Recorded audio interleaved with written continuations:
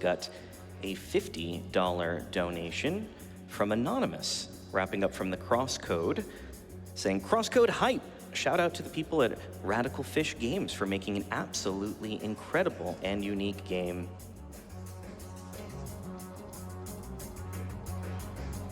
All right, everybody. Chat. Audience, is it just me, or can you also hear the high fidelity sound of our next run? Because I've got word that we are ready to rush. You've seen him on GDQ Hotfix's Bargain Bin and West Coast Weekend playing No Straight Roads, but now, Moist Rock takes the stage to Strong Arm Spectra in an any % new game easy run of Hi-Fi Rush. Moist Rock, let's rock.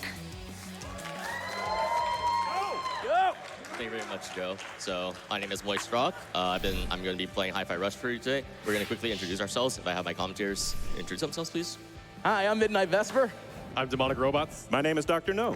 All right, and just for a quick explanation, for at least for the settings. All right, we have streamer mode on. There are DMCA songs, but streamer mode just changes the song, so we don't have to worry about copyright.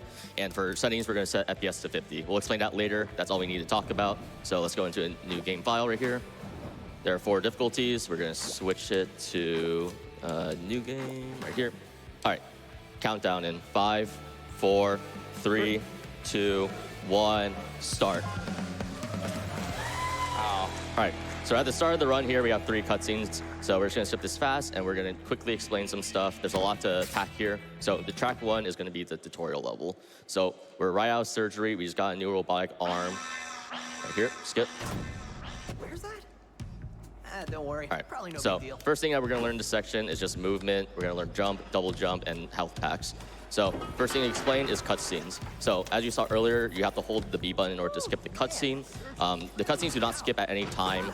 They have certain cycles. So we're aiming for the fast cycle. Otherwise, if you are late on your button press, then you're gonna have to wait for the second cycle for the cutscene, and then you end up losing around 1 to 3 seconds each time. And the way you know when to press your B button is because the time signature in this game is 4-4. Really simple. The cutscenes will always start on the first speed of every measure. 2, 3, 4, there. That was slow, so I was a little slow there. We're gonna go to our first fight.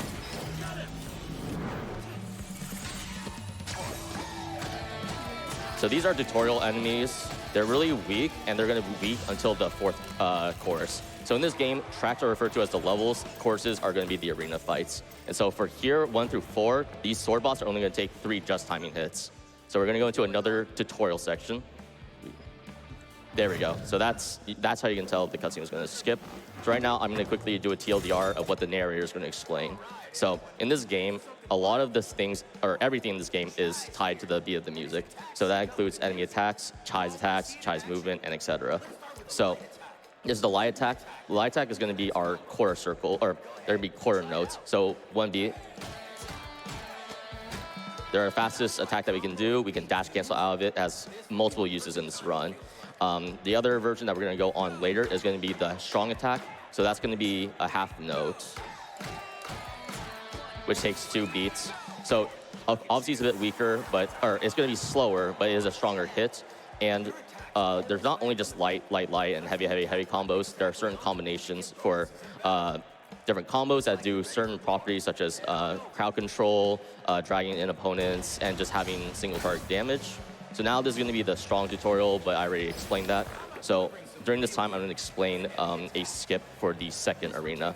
So we're gonna aim for a 14-second arena fight because we are going to try and go over the wall as soon as the invisible gate disappears. So it's gonna be a few jumps, a few attacks to lift ourselves up, and then we're gonna dash forward. So just a bit of fluff here. Yeah, so while Moist is going to be doing this little tutorial section, I'll explain a little bit of the story. We're playing as a character named Chai, a wannabe rock star who needs a little bit of money, so he volunteers for Project Armstrong, which is taking place at the Vandalay campus, which is this like volcanic island city where Vandalay Technologies is hosted. And essentially, during surgery, something went wrong. He got his MP3 player stuck into his chest, which is why everything syncs to the beat in the music, and he also got that new prosthetic arm. He is considered a defect, so because of that, the robots are trying to, get rid of the defects, which is why they're attacking us, and this is where the story kicks off. That's unfortunate. The dash was a little too early. Yeah. So we will skip this part right here. That's fine. So coming up, we're going to skip course 3. So if one of you guys would like to explain how photo mode's movement works. Yeah, so after the launch of this game, Tango Gameworks, who's the creator of Hi-Fi Rush, added a photo mode because the game is very beautiful. Speedrunners love photo mode, but not necessarily because they like taking pictures. We found that in Hi-Fi Rush, if you're able to load the photo mode just right, you can actually dash while in photo mode. It won't show on screen, but you'll be able to move and you can leave photo mode having done all the movement. So what Moistrock is about to do here is do a whole bunch of dashes in a row, not look like he's going anywhere, but when they pull out of photo mode, you're gonna see exactly what happens when you add a photo mode to a game. Nice. There we go. Yeah. Yeah. So essentially, he has to like do all of that movement completely blind, and it's not very obvious through here. In this game, we get a dash, which is how we like do our main movement. Typically, you're only supposed to dash and then stop, and then dash and then stop. However, if you hit it and adjust timing right on beat, you get a string of 4. So you can basically continuously dash as long as you're hitting it on point. So he's not matching the button; he's timing it every single dash that he does to the rhythm of the game. Everything in this game is to the beat. Yep. Your movement, your attacks, your parries, as we'll learn later, your cutscene skips, your dialogue, your environment, everything on this game is to the beat. So we have frame-specific tricks. We also have beat-specific tricks that are coming up. So it's another layer to this. And right now, we're introduced to 808. 808 is our cat companion and in our in-game metronome. So you can see it's floating around Chai's head. And so you can see it's pulsing, so that's in the beat with the music. So that helps you keep in track if you can't really hear it that well. And then we're also learning how to do beat hits. So these are just combo enders. So as you can see, as long as you do a full combo, you get the little timing there, and you get additional damage and enders for combos. And these enders are always going to be different depending on which ones you do. So for for course 4 specifically, we're going to do a specific set of attacks that will hopefully destroy all the bots fast. One thing that's nice about Hi-Fi Rush is that the difficulty curve is very, very pronounced. So these first courses, from an enemy difficulty and diversity angle, you're not going to get a lot of different types of robots here. So for these early choruses, the goal isn't to just defeat them quickly. It's to do it in a way that just wipes the floor as fast as possible, because these enemies are not going to take a lot of time. Yep. Thankfully, all the fights in this game, their spawns are static, so we can get some really good strategies to try and get as much like damage as we can on as many people. And that's kind of like where a lot of the like optimization for a lot of the run goes into play, because there's a lot of combat in this game. There is a lot. And we're gonna be skipping a lot of it as well. So you think there's a lot That's true. now, just think what it's like to do casual. Yep. Nice. That was a good fight. Yep, very good. So something important to note also is that the positions of where the enemy spawns are always going to be consistent. However, the enemies themselves, their AI is not. So enemies do have certain tendencies, but you can never predict what's going to happen. So you have to be able to adjust on the fly, use the right combos, or just have to dodge certain attacks. So right now we have a bit of platforming right here. So normally you have to run across. You can do a dash or jump dash and then jump onto that pipe to skip it. We're going to double jump here, do some attacks to stall. Oh, it's all long enough. That's okay. Hi-Fi Rush has a very gracious checkpointing system. Yeah, so which is going to see right here. So he gets close enough to that wall, and it'll actually hit the checkpoint that's over on the other side, and skips us having to go around by just teleporting us there. And right now we're going to be coming up to our first 2D platforming section, which will also give us time to explain CJS, which is Coyote Jump Storage. Okay, I missed it there. No. there it is. Nice. No, it's not there. Oh. But, there we go. So if you saw that bunny hop there, that means I performed this CGS. So what that means is Coyote Jumps is a term used. So when Chai exits a ledge, you're still a few frames where Chai is considered grounded. And so he essentially gets 2 jumps still if you time it correctly. So when you leave a ledge and if you press jump and then dash at the same time, then Chai will actually maintain that grounded state. And then as long as you don't press jump, you can do an air move such as a dash heavy, and then you get 3 jumps. So you can gain insane height, and that will be very useful and prevalent throughout the run. Yeah. If you think about it, this game is like very much inspired like by like, you know, early like 2000s cartoons and stuff like that, and a lot of the older style ones. And, like, it makes sense Saturday because morning. the term coyote jumping comes from Wile E. Coyote and running off the ledge and then looking down and falling afterwards, so it fits. Yeah, so right now we are continuing to go through the level. We've also met a character that we're going to learn later on named Peppermint through 808, who's kind of like controlling our companion. One of the things that we also have to worry about is the head of production, Rekka, who is currently the one that is trying to get rid of the defects, which is Chai. So she's like kind of the first head of the one of the company's like heads that we'll be running into. All right, and we're starting up there, so we're getting shocked, but this is the introduction of our super meter, which is also known as reverb gauge. So the only super that we're going to be using this run is going to be the base one, which is going to be power chord. So it takes 2 supers, and supers have different properties when you use them in fights. We'll explain that later, but we're just going to get out there. And you can see on the right, the red stuff are batteries. So you get those from completing full combos on enemies, and they're just scattered throughout the run. Coming up is going to be something called LMAO skip, found by Flowey. So we're going to hug this wall, jump here. There we go. We just skipped this arena. It's really simple to do, although the trigger is pretty tight. So just hug that wall, get on top of that ledge, and then you should be fine. And what we have, Yeah, we're coming to another large skip here. So we perform a CJS, dash heavy, get on top of this girder, another CJS, double jump. Okay, that's fine. Yeah. There's backups here if you need. Yeah, like we said earlier, there's a lot of combat in this game, which is totally fine. It's very fun casually, you don't notice it. But like for the speedrun, whenever we find like these skips to like skip combat, it's like a huge blessing because a lot of the fights can take a lot of the time, especially if you're on new game.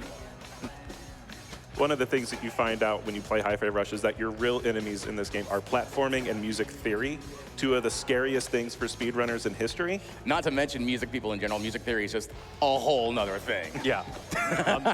Thankfully, there are like different accessibility options. So if you are hearing impaired, there's like ways that you can basically still enjoy the game. There's like accessibility things that show you a metronome that's more obvious. You can make 808's animation of her metronome more obvious. So it's definitely still worth playing. And if you played like No Straight Roads, like Moist Rock and I have done, if you've done Gurumin, there's always that little bar that you can show up at the very bottom to show like, hey, there's a better idea of kind of understanding what the metronome is and where the downbeat is on each individual measure or each individual beat. All right, it's time for our first boss fight. Let's rock, big boy. Quality assurance, a speedrunner's worst nightmare. So one of the things you'll notice here is that 1 mil's health bar is divided in quarters. And there's an interesting fact about the bosses in Hi-Fi Rush. If you haven't noticed, the soundtrack for this game absolutely slaps. And Tango wants to make sure that you appreciate the work that went into the music. So they damage gated the boss. Each of these quarters are referred to as verses and choruses. And if you beat the music to that part of the health bar, Tango will stop you. Tango will say, no, we worked on this music very hard. You should listen to it. And it will freeze progress until the music catches up. So at its high level, boss fights in Hi-Fi Rush become, yet again, almost another unskippable cutscene. Not to mention that when you do this on not streamer mode, in the casual thing, they actually have licensed artists from a lot of big name bands, like, I believe at this one it was 9 Inch Nails. They had members of Smashing Pumpkins. They have The Prodigy. The Prodigy as well. So there's a lot of licensed bands, and naturally Tango is smart enough to say, hey, if you're going to stream this on other platforms, that may not be the best idea for you. So they basically reinvented the song with covers or anything else along those lines to make it so that's 100% streamer friendly. And sometimes, arguably, they can be better than some of the original songs when it comes to this. I have always played on streamer mode, so I've always heard it with the original music. The best music. Yes, if you can notice, there is a weak point on this boss, and you can tell where it is because it says weak point. They love to point out the obvious. The details in this game are just absolutely impeccable. Yes. I'm getting pretty bad RNG on this fight. You don't want to see that swipe because that swipe does nothing. So you can't really hit him. You want to see these hand pounds more often. And on that second phase, he was just swiping me and doing the AoE blast. So that's not what we really want. Yeah, it's not like a Crash Bandicoot game where a lot of the times the enemies are invulnerable. Typically, you can hit them a good majority of the time. There's just like a few attacks where you have to focus on dodging them rather than dealing damage. All right, now we're on the last phase, the 1 mil fight. Yeah. Just take a moment to appreciate how good this music is. Yeah. And this is an instance of the damage gauge, so we have to wait for the song to play one more of the course here, but we just can't take damage. And we'll explain why after the fight. Yeah, although I'm a little worried because I thought at the beginning, but we'll see. This is it. And so that's track 1 right there. There's track 1. Nice. I'm sure he's fine. Oh, yeah. Everything's fine here. Okay, I got the star. So I mean, if you get a star on your rank, that means you didn't get hit a single time. So therefore, we did do a perfect or a no-hit version of QA 1 mil. So that's going to be important for when we go to the hideout, which is going to be right now, and I'll explain some stuff. So we're about to go to the main hub here. The hub is where we are going to get upgrades. It's where we select our level, etc. And so we're going to meet 808's creator, which is Peppermint here. But before we talk to Peppermint, we need to go to the Wall of Fame, which is behind us. So the Wall of Fame, there are achievements that you might, like right there on the bottom right. So because we're skipping a lot of the courses now with all these new skips, so this Take 'em Out achievement, which is like being 25 enemies or so, we cannot get that. So instead, we had to opt for the QA 1 mil perfect fight just because we need these extra gears to, we're going to buy 2 combos and we're going to buy a reverb upgrade. So as Peppermint talks, I'll explain some of the stuff. So one of them is going to be Echo Splash. Echo Splash is more of our movement tool rather than an actual combat combo that we're going to use because it brings us really high into the air and has pretty good horizontal movement. We're going to get Stomp Box also because Stomp Box is by far the most overpowered combo in the game. It has really good AoE. It's a little slow at startup, but it does a lot of damage and it one-shots all of the weaker enemies. And then lastly, for the reverb upgrade. So we have 2 right now, so each upgrade will only give you 1 bar. So obviously we only have 3, which isn't enough for 2, but it was mentioned earlier, reverb meter does not carry over in between the courses. So having that extra meter in the middle of the fight is good just so that you can potentially prep for a second super. So Echo Slash, Stomp Box, Electric Reverb, okay, we're good. And then we're about to go into the second course, or second track, where we're gonna fight Rekka. Mm-hmm. We didn't say this earlier, but 808 is best cat. Yes. Yes. Yes. Yeah. Yes. I'm surprised we don't have a plushie of 808 yet. Tango, if you're watching, and I hope you are. Yes. Yep. Do we have time for a quick donation? Yes. All right, we have a $128 donation from Moradin that says, more GDQ? Of course, let's get that Halo 3 incentive. Also, save Corsica or whatever. So, thank you all for donating to the Catch Drop Corsica bid incentive.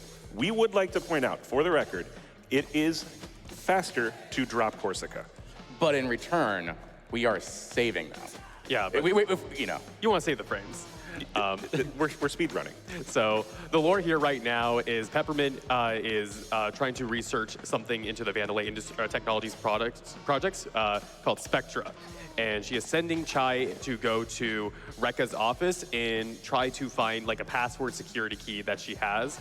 And so we need to go get that because we need to get one from every single head of Vandalay except for Corsica. We have to figure out her password. She keeps it in her head. So basically, we're gonna have to that's kind of the main story of the game is we're trying to get all job. this. Nice. Yeah. All right, so what you just saw there is called deloading. So you, at the very beginning, I have to go out of bounds to skip the first course of the track. And so once you're out of bounds, there are instances where if you aim your camera down and then if you reach a certain height, you will deload the entire map. And so that way we're able to get past that wall and then we can stall with a few light attacks and later on the air parry and then we can reload the entire level. So that's what we got there. And now we're introduced to the grapple hook, one of gaming's many achievements. So, yeah. The grappling hook in this game is incredibly important for platforming reasons, obviously, but it's very, very important in the arena fights because it's a phenomenal positioning tool and stagger tool. And staggering enemies is going to become incredibly important as the bigger ones start getting introduced. All right, and coming up here, we're going to do another course skip for course 2. So we're about to reach an area that is post-game or new game plus content. So dash heavy, jump on this pipe, jump here, jump up here.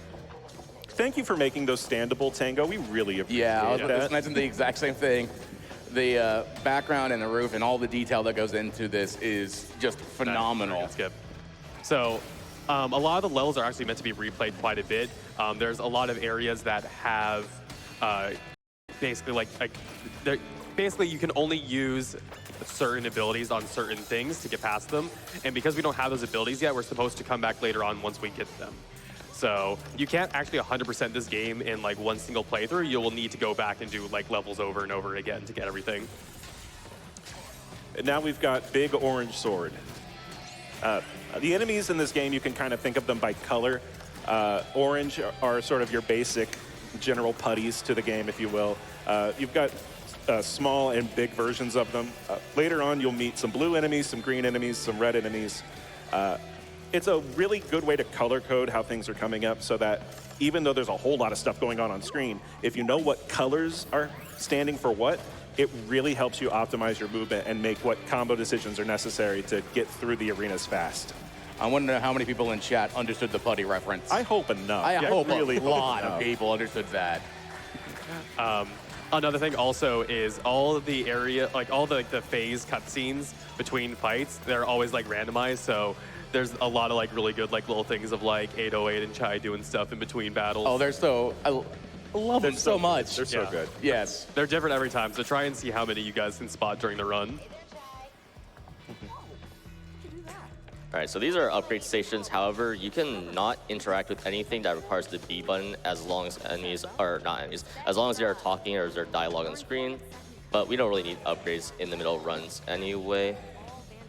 Most of the gears you need, you'll get from the Wall of Fame. So as long as you're tracking your achievements properly, you'll have enough stuff to buy everything you need in between levels, and you won't need to use those mid-game vending machines. All right, we're gonna land on the left side here because there's a gunner bot. So gunner bots are probably the most annoying enemies to fight in the game just because their AI forces them to run away from Chai because they obviously want them to have space. Yeah, that's where the grappling hook comes into play, is when they're running away, you can quickly catch up to them.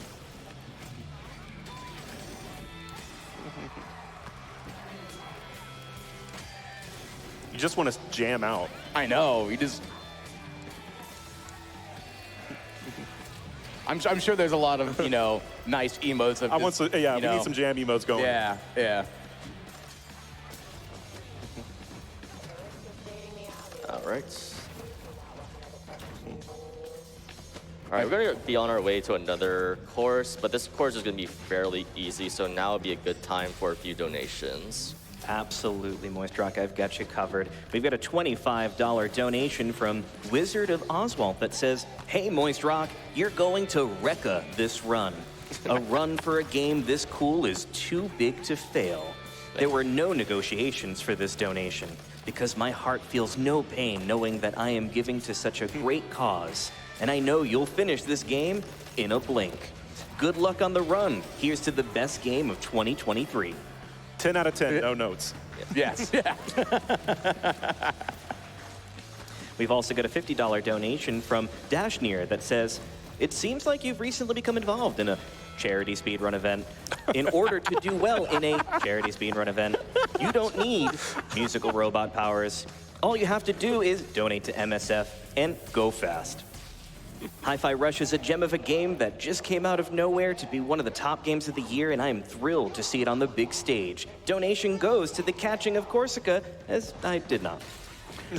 Actually, that brings up a good point, though, when that comment said came out of nowhere. That's actually quite true. If you don't know, this game was shadow dropped in the sense that there was no hype for it. It was just the day it was announced was the day it came out. Yeah, I remember watching the trailer, and I'm like, oh, cool, I'll have this on my radar. And then since you can play it now, I'm like, you mean like there's a demo? And then it's like, no, the full game's Yeah, out. yeah, full game, yeah. One of the cool things that came from that, though, is that because it hit everyone at the same time, a whole bunch of different people from different communities all kind of bought into it. Yeah. So the diversity within the Hi-Fi Rush speedrunning scene is really cool to see, and it brings a whole lot of different perspectives. Like, we have glitch hunters, we have individual track runners, we have the new game runners like Moist Rock. It's a wide and really wide open game to be running right now because we're still learning new stuff every time we play it. And not to mention, when it was Shadow Drop, it was on Steam, but it was also on Game Pass. So you could just pick it up. If you had Xbox, you could just pick it up. You should still be able to. I think you should be able to, yeah. And if you're watching this, you need to be playing this game because it's amazing. Yes. Yeah. Another like reason that was also out of the blue is because like Tango Gameworks is really well known for their horror games. They did like the Evil Within series, they had Ghostwire, and the main director of this game was Shinji Mikami, who did RE4, which is one of the most famous ones. So this was like completely out of the blue for them to just make like a really cool cartoony hack and slash. And it's really successful. Like it's phenomenal. Yeah. We're gonna be skipping an upcoming cutscene, but like, there's also some really good cutscenes that like show a transition between 3D and 2D, like this right here. Yeah. Where like you don't even notice it, but it blends like so well together. And so we're going to be running this magnet rail for a while. This is just the halfway point of the level. It's going to be an auto-scroller. So again, this will be another good time for a few donations. Absolutely. We've got a $100 donation from PB Junkie that says, had to donate during one of, if not the best, hack and slash games to come out in the last 10 years. Thank you everyone for doing what you do. Chai, hey, chai, chai. We've also got a $15 donation from Letinal the Llama, saying absolutely had to donate during Hi-Fi Rush. Fantastic game that I'm excited to see absolutely demolished.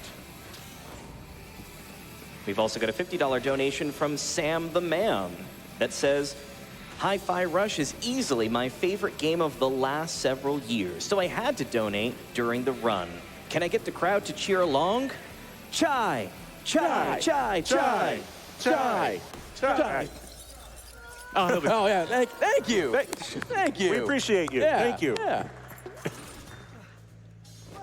All right, so now that we're done with the auto-scroller, we're going to be introduced to a new mechanic for fights and platforming that are going to be very important. So it turns out Peppermint's not just a voice in your ear. Peppermint can do things too, and those things involve guns. So this blue wall here, we're going to bring Peppermint in, and she's just going to blast those things down. So we just unlocked what's our first partner assist. Each of the partners we're going to unlock has a unique assist, both a out of arena, so a platforming one, and a in arena or like a combat one. This first one though, you see where it says shoot, you'd probably want Peppermint to shoot that. Seems like a good idea. Yeah, I mean, it says shoot right there. Right, yeah.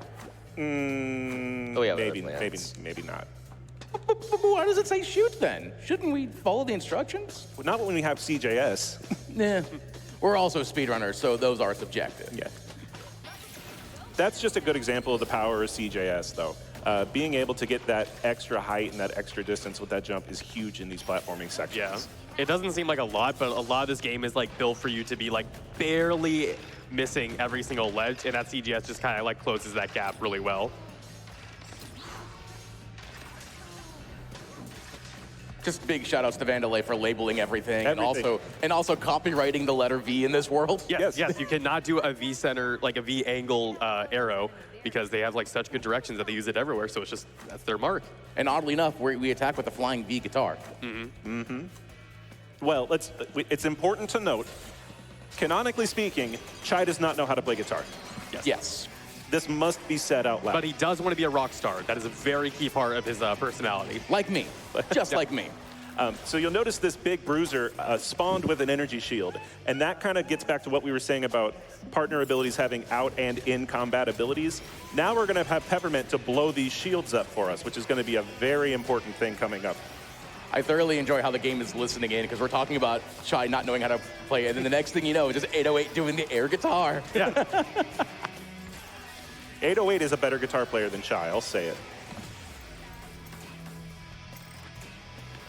And that's another achievement. If you're an achievement hunter, this game is really for you, because not only does the game actively encourage you to get achievements, there's so many little details that you can just really dive in and immerse yourself in. Yeah. There's also a lot of New Game Plus content. Like, a lot of games they'll have, like, oh, you can just go back through the game exactly the same way with a couple more abilities unlocked. But here there's, like, Rhythm Tower, there's secret rooms that you can find, there's parts of the level that you couldn't access before that you can with your partners later on. So if you want a game where you can sink a lot of hours into it, this is the one to do. I remember just being in the Discord hearing about the Rhythm Tower and just hearing all about that from every member of the community. Which, by the way, shout outs to the Discord. Yes, shout outs to the Hi-Fi Rush Speedrunning Discord. Cool. These little flybots are just pests. They go down pretty easy, and you can grapple them and take them out, but they just have a way of just getting in the way and just making everything just a little bit worse everywhere they go. Yeah, typically you want to prioritize them in battle. All right, coming up here, we have an unskippable like platforming section, so we have to do a bit of lighting. So you know what that means. Whoa! Hey! He was just tanning inside. What are you doing? I mean, it's a robot tan inside. That was rude. Robots have great attitude in this, by the way, especially Cinnamon. Yep. Who we'll meet here in a little bit, but for a game full of robots, Tango really went out of their way to give so much personality to so many of the characters. The receptionist bot is personally one of my favorite. Just the monotone. Yeah, the Lucille. 9 to 5. my beloved. Type. Yes. Shout outs to you, Lucille. All right, so we're gonna come up to our next major skip here, which is a little scary. So first off, you can just pre-aim Peppermint at these little pipes, because this is where the the valve is gonna be to shoot. This is gonna be our second instance and our last instance of using the photo mode photo mode movement. Just a little bit like teamwork. Hooray. Yeah. Chai definitely at the very beginning of the game. He's a little insufferable. Just a bit. Just a little bit. He grows his character, so it's great. I think probably what would be really beneficial for Chai is some coffee. Yeah. Yeah. Coffee. Or maybe another like hot drink with caffeine in. I can't think of a name for it though. No. Yeah. You will notice all the human characters are named after some kind of food thing. So chai is chai tea and peppermint. And actually, like the boss we're going to be coming up to, Rekka, is actually a type of ramen. So every single character has food. I think like the reason for it is just the game devs really like food. All right, we're coming up on something big here. All right, so I'm gonna position Chai along this green pipe. I need Chai to be centered here for the dashers, otherwise it's gonna be scuffed. That's fine. 6, 7, 8, 9, and then dash heavy. We're in. Okay. Nice. Let's go. Recomania time. Very, very nice job. And I know you see Moist Rock over here doing that with the keyboard. For those that play on the Xbox, you can still do photo mode on Game Pass, so you don't have to worry about that. So, like we said earlier, the boss fights are kind of on auto-scrollers, but kind of not. We want to try and do them still as quickly as we can, and we can do a lot of damage on Rekka for the most part. Her entire like personality is like she's like a a WWE wrestler, so that's like a lot of her moves and attacks and kind of her flair. So she does like a lot of like really powerful telegraphed attacks. But as you can see here, we're spamming Peppermint, who does a pretty good chunk of damage. During this fight, Moist is also going to be trying to get a couple of those achievements done for the Wall of Fame. So he's trying to get, I think it's 3 50-hit combos, and then 2 100-hit combos. Yeah, and then 2 100-hit combos. And that's going to give us a whole bunch of gears, which you're going to need to buy some stuff after this fight. Yeah. I just hope we don't see Rekka do the reckoning. No. Rekka Okay, Rekka ain't picked the verbs, man.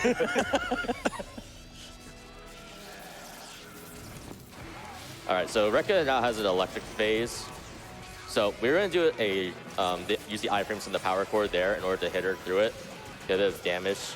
And at the very most, we can get 150 hit combo. This phase is very consistent. And you can just build enough meter for the next and the last 2 phases, which are all both condensed into one. I want to give a big shout out to Glass Pyramids, who's the house band for Tango Gameworks, because they crushed it. This song in particular is probably my favorite original song in the entire game. Could you say that they in fact wrecked it? They wrecked, yeah, they did. I can say that. Thank you, Vesper. You're welcome. So now we're gonna get a bunch of stuff thrown at us.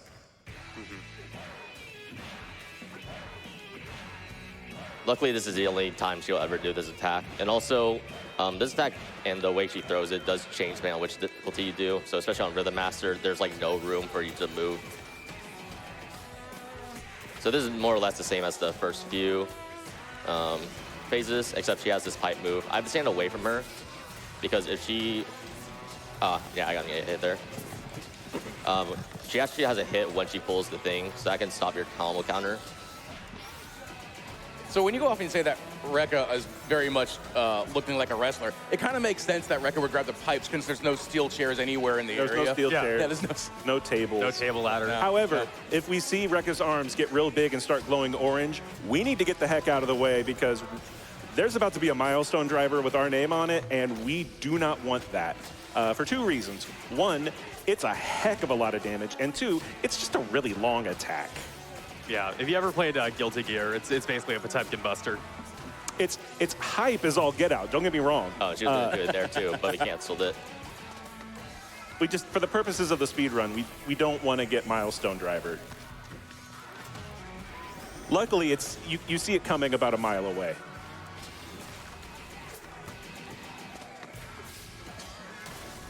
So unfortunately, Rekka will always go into this electric state on the final part. We just need to wait for her to use this shield. This shield takes 2 calls for Peppermint, so it's not that big. And we should be able to defeat Rekka before the threshold, probably.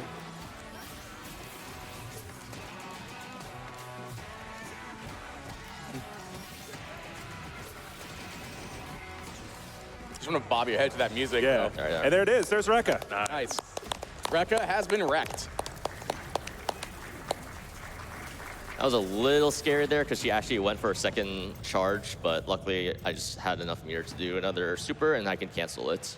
And if you're wondering why I didn't cancel it the first time, it's just because she will always be scripted to go for the electric phase, and we don't want her to get that barrier when the threshold starts. So we're done with track 2. I wasn't able to get the 3 100 combos, but that's fine. So I should be able to have enough for what I want, and I can probably adapt to it later. So Wall of Fame again. And 41K, not too bad. This is not skippable, this is fine, just a few pictures here and there. Time to buy some more stuff. Yep. Actually, wait, no, time for an unskippable cutscene, my bad.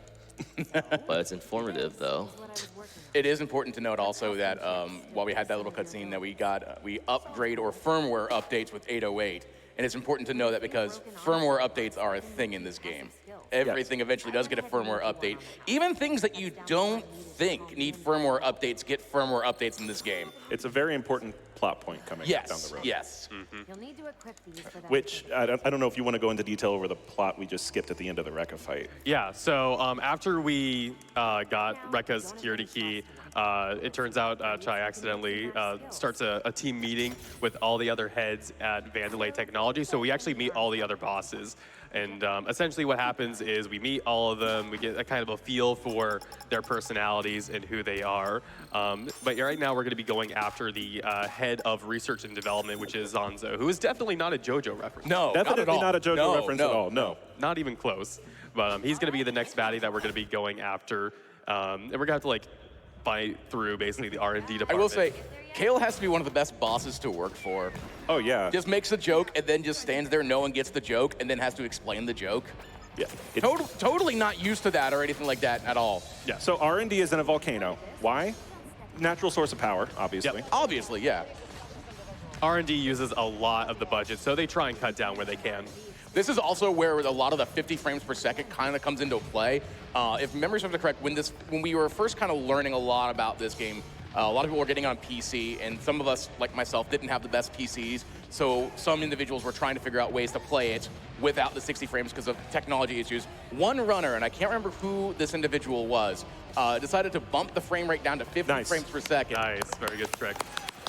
And that's where they discovered a lot of tricks and how a lot of these tricks are really, really simple. So all they did was just bump it down to 50 frames and then went in the Discord and like, hey, I did this thing. And everyone else was like, really? And so they tried it, and that's why we play at 50.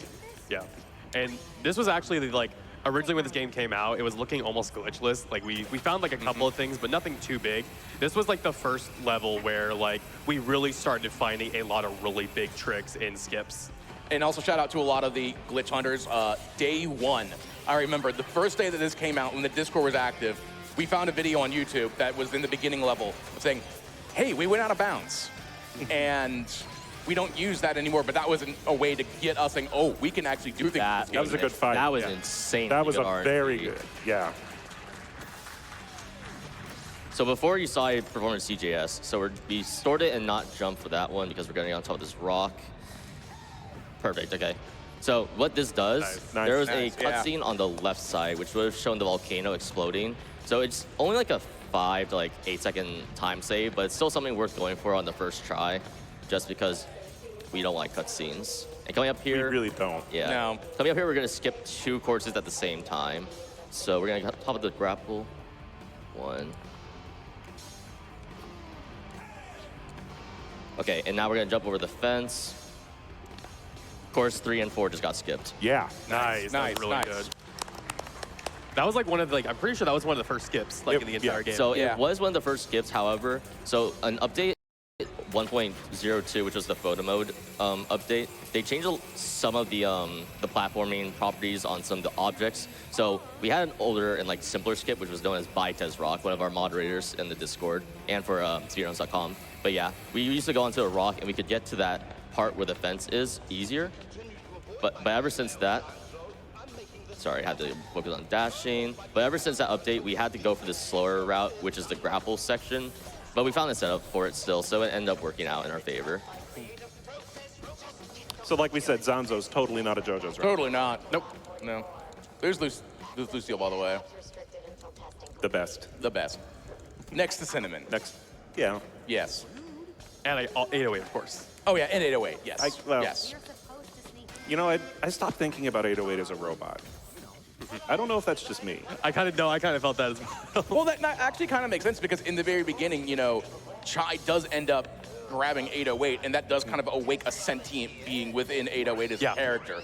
So that's kind of the connect. Also, it gives you that connection, and that's how 808 connects to Chai through the actual metronome. So there's actually a plot version as to why that all happens. This is a very important moment in the game, and I want to give a shout out to Wooly out there because we're about to learn how to parry the world. It's time to unlock the parry, Best ability in the entire game. by far. It is Yes, best, that's yes. also mandatory for this run. Well, yes. Yeah, so for context for why I said that is because you can actually skip this room with some CGSs. However, if you complete the level without going through this one room in particular, you do not have access to the parry even if you complete this.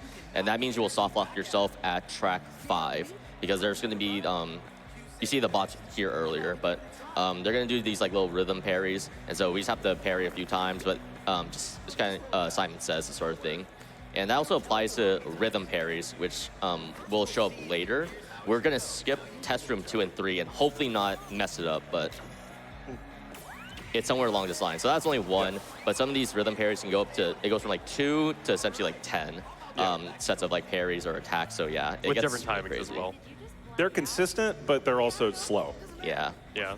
And also, even if you could, like, get through the game without the parry, you wouldn't want to because No. it saves a lot of time in Yeah. battles. I do want to be at a concert where we can just throw up giant, like LED signs and say like, "Nice and good job." Yeah. Yeah.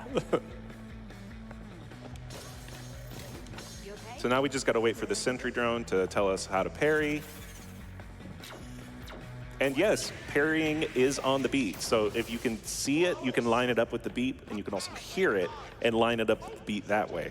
Keep in mind that later on, it's not just always on the downbeat. You get your eighth, your 16th, your dotted eighth, your dotted 16ths. Sounds like a trap. Again, music theory, one of the biggest enemies of Yes. Hi-Fi Rush. Yes. As somebody who doesn't play an instrument, I still don't get that, but I just know that. Again, this game is made for people who like don't know music theory, so like it teaches you very well how to like, you know, parry stuff. Okay, we've Yeah. been joking a lot, but now it's time to get a little serious. Yeah, so this is the most dangerous out of bounds in this run. I can save myself from falling, but you'll understand why I'm really worried here. This is one of the, well, this was the original run killer when this was first discovered by Evergloomy.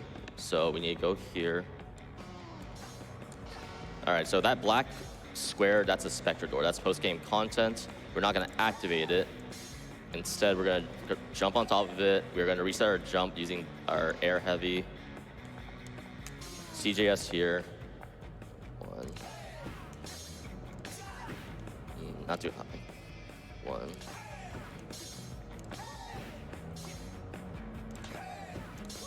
All right, that's only part 1. It's Okay, not, it's so not that's done. good. It's not done. Ooh. All right.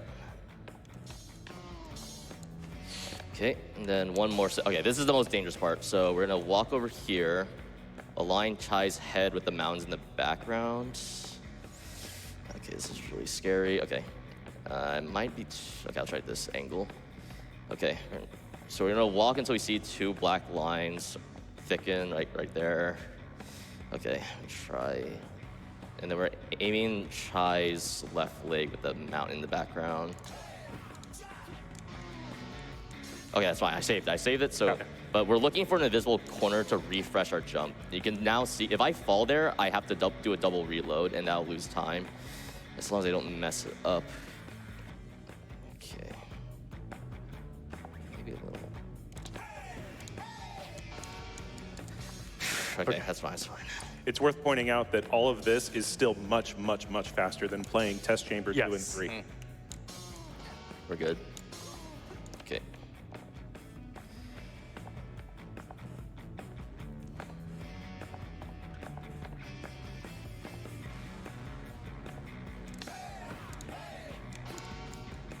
Oh, I can't. I'm not able to get it right now. I was having trouble with this. You got this. Let's go. Yeah. It's very hard because whenever like you lose your air time, you just immediately sink to the ground whenever you're doing platforming.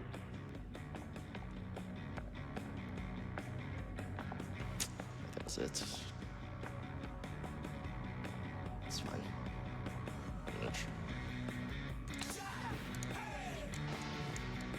I can't get it.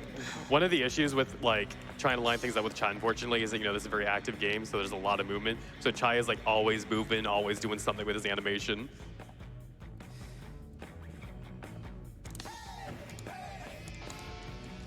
Oh no. Okay. We took way too long time there, so I'm just gonna go for. I'll do the test chamber 2 skip, and then I'm gonna go to 3 because I'm not gonna risk doing that run. So I would have liked to get that, but Sounds like a trap. it's the unfortunate reality. Yep. Running marathon. Am I able to get a couple of donations in? Yeah, you can. All right, we've got a $50 donation from I Don't Know that says, Hi-Fi, I'm rushing over to the stream. Very good. For once, I'm not hacking. We've also got a $50 donation from Anichibi that says, very jazzed to see Hi-Fi Rush being run at GDQ. Hope none of these cool tricks cause any trouble for you. This game popped out for me when it first came out, and now it's one of my favorite games. I'm taking notes for when I guitar pick this up as my first speed game. Here's $50 to drop Corsica, and let's keep Thank on you. rocking out for Doctors Thank Without you. Borders.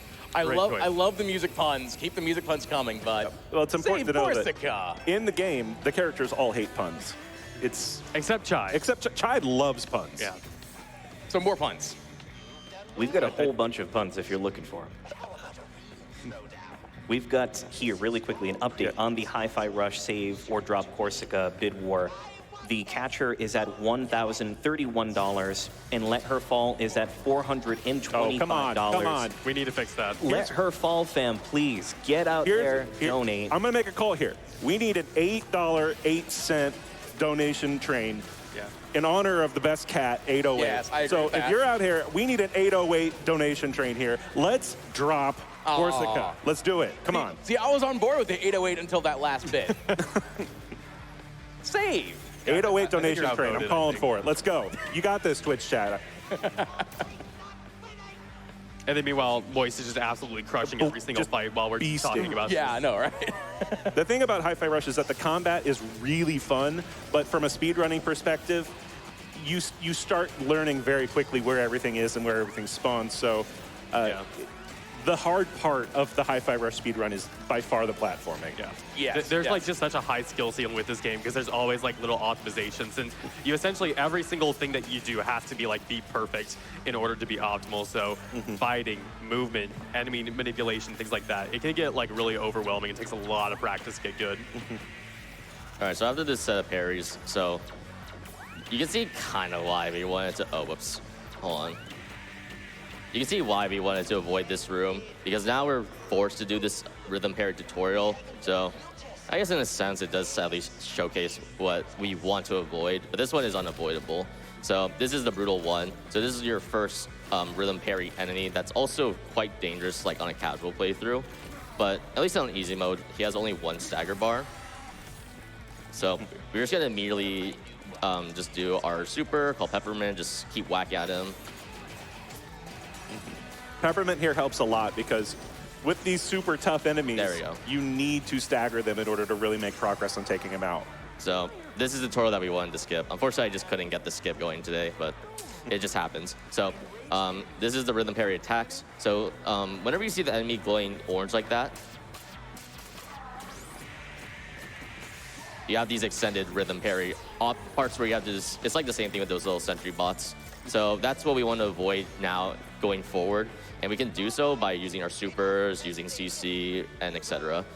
Also, an important thing to note is that if the enemies are glowing orange, they do not get hit by regular attacks. So that's why you have to use super in order to kill those things. It's also something else that when we finished it, we saw a whole nice boom. So we know what we were talking about earlier, how this kind of has like a Saturday morning vibe. It's got a lot of a comic style vibe to it as well. When you get to those big combos at the end, they have boom, bash. In other words, that There's a really important one coming up here soon. Yes, that's why I bring it. All right, so coming up, this is the last course, and this is going to introduce us to the motorcycle enemy, which we would have fought in course 3.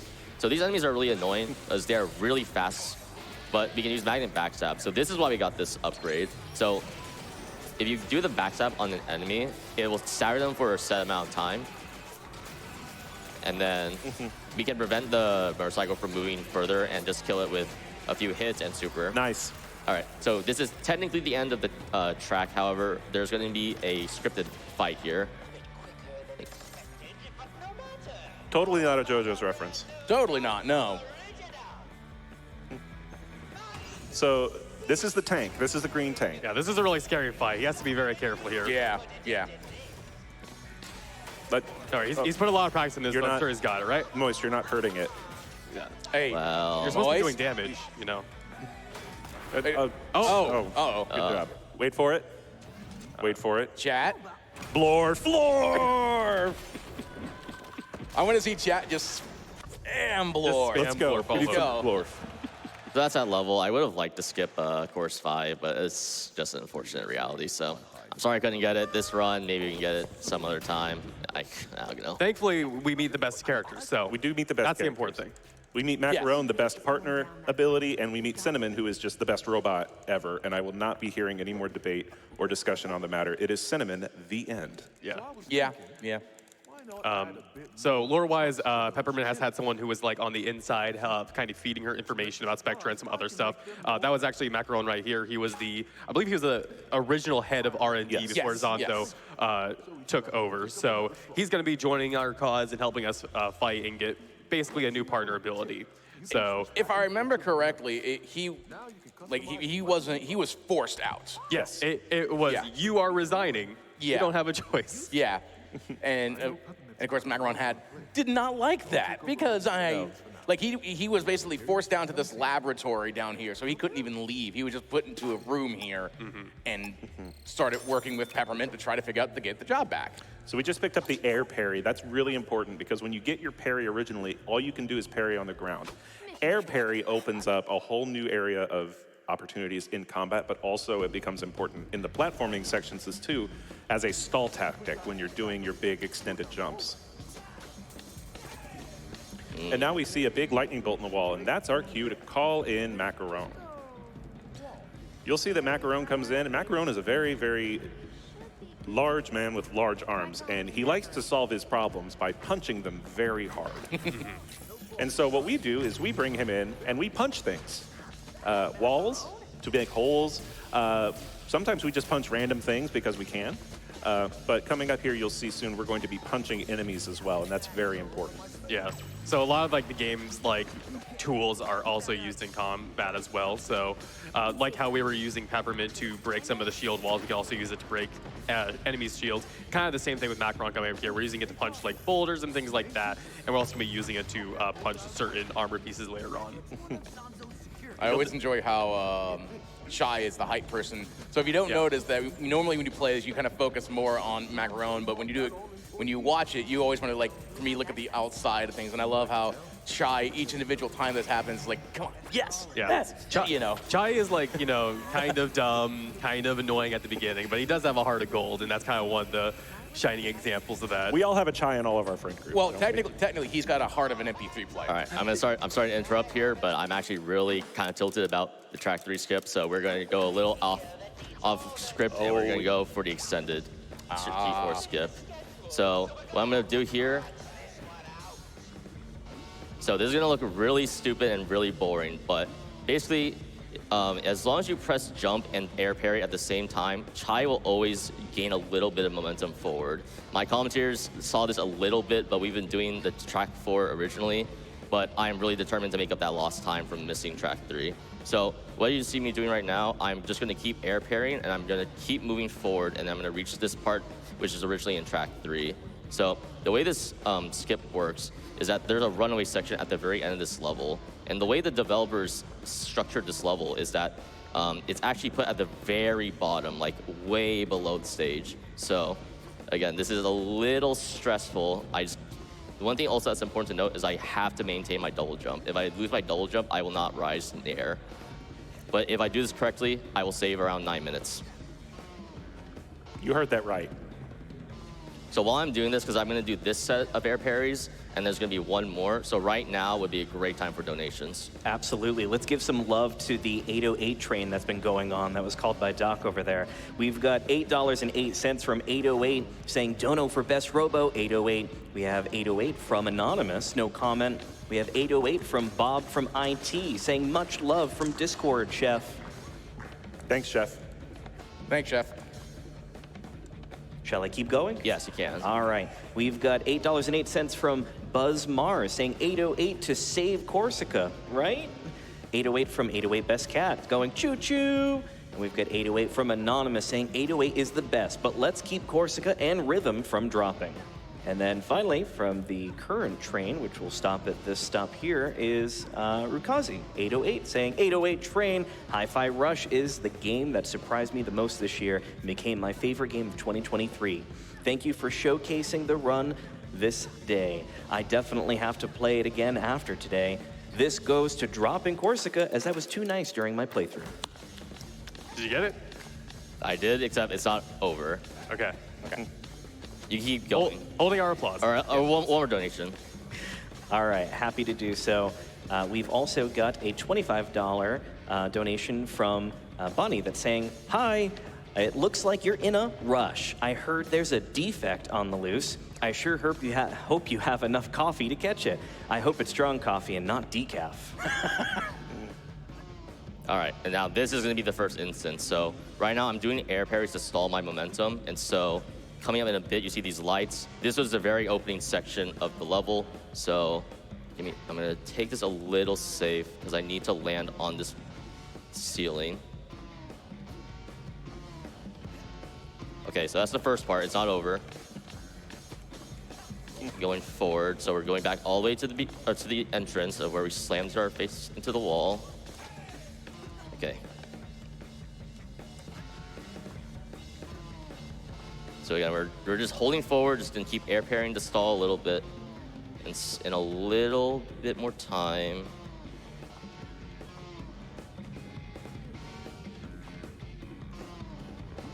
This is the runaway section. I just need to position myself so I land.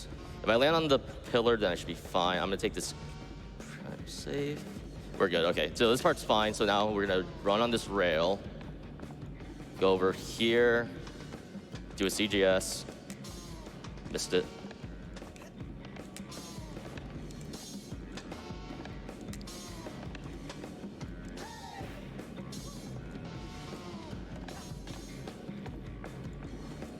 Jump here, jump on this platform. I have to mention, there's a lot of invisible ground below me, so if I fall, then this will all be for naught. But we're almost done. Run right, run straight, double jump on this rock. That's it, that's us. Yeah! Let's go. Wow! I cannot emphasize how hard that was. That was amazing. And I would also like to emphasize, Moist Rock did not practice that. No, Yeah, that was not, oh man. Audible for that one. Woo! Yeah. Yeah, we need Give it up more once applause again. for that. I gotta make up that lost time somehow, and I'm just glad I can just do it on the fly. So right now, there's gonna be a really weird kind of glitch that happens because we're in the intro music. So now it's playing the wrong track, and then you'll hear in just a bit, the music just turns off. Yeah, also, that just completely skipped so much Oh, that was yeah, going yeah. on. We don't get to fight accounting anymore. We don't get to fight accounting. All that budget that was going to get wasted on the alternate reality things, now Zonzo can donate it to GDQ, hopefully. So what Yeah, you're telling yeah. me is that the metaverse got canceled. Yeah. Okay, good. Exactly. So, So what I'm hearing is that the budget that was going to go for the AR stuff that was normally in here needs to go We can over keep it here. coming. Yeah, Yes. yes. So Zonzo, Chat? we're going to need in the, that. in the form of those 808 donation train. Yes. Yeah. Specifically to drop Corsica. Yeah. Fantastic job. Yes, Fantastic job. Moist Rock, That it was, cannot be emphasized. That was Yes. well done. Yes. So there's a bunch of there's supposed to be a huge outro going on. Basically in the story, we defeat Zonzo by destroying his entire budget. He gets fired, and we run into Kale and Corsica. They attack us with the rest of the group, and Chai heroically says, I'm going to lead them away from you guys so everyone else can escape. So right now we are trying to get away from Corsica, who's the head of security, and Kale, who's the head of Vanderlei.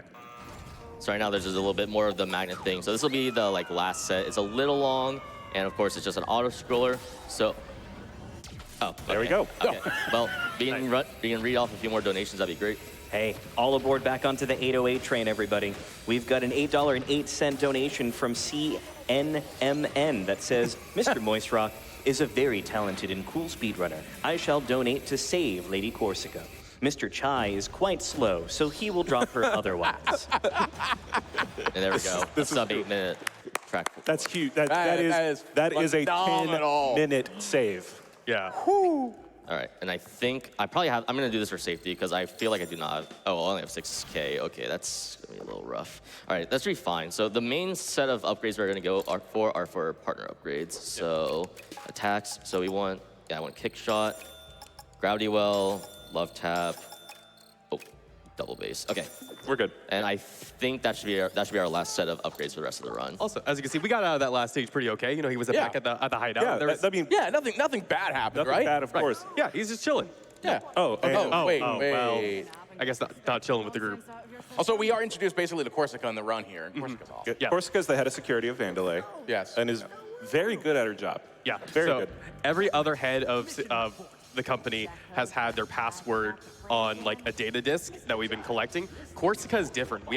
She doesn't have one. She's a very conscious person. You know, she's head security. So we actually need to find a different way to get her password. But it turns out she captured Chai, and thankfully 808 was able to get us out of there. Because, So, again, best cat. yeah, best cat in the game. Yeah. And, or anywhere really. Yeah. Moist Rock, did you switch your frames for a second back? Yeah, Okay, just making sure. the Okay. Yep. So that's going to be our next story focus. Is we're going to be trying to get the password from Corsica while we're here. In order to do that, though, we need to perform some IT. Yeah.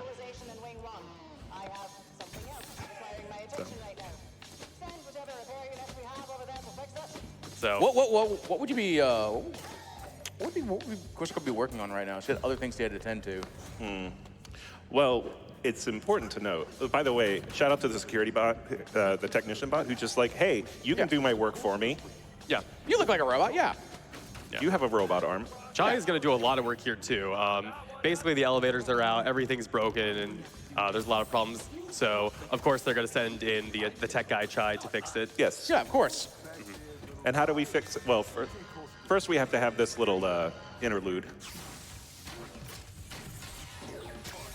All right, so this is the first use of gravity well. So as you can see, if you hold the assist button instead of pressing it with Mac, he will summon a AoE circle that will stun all enemies in it.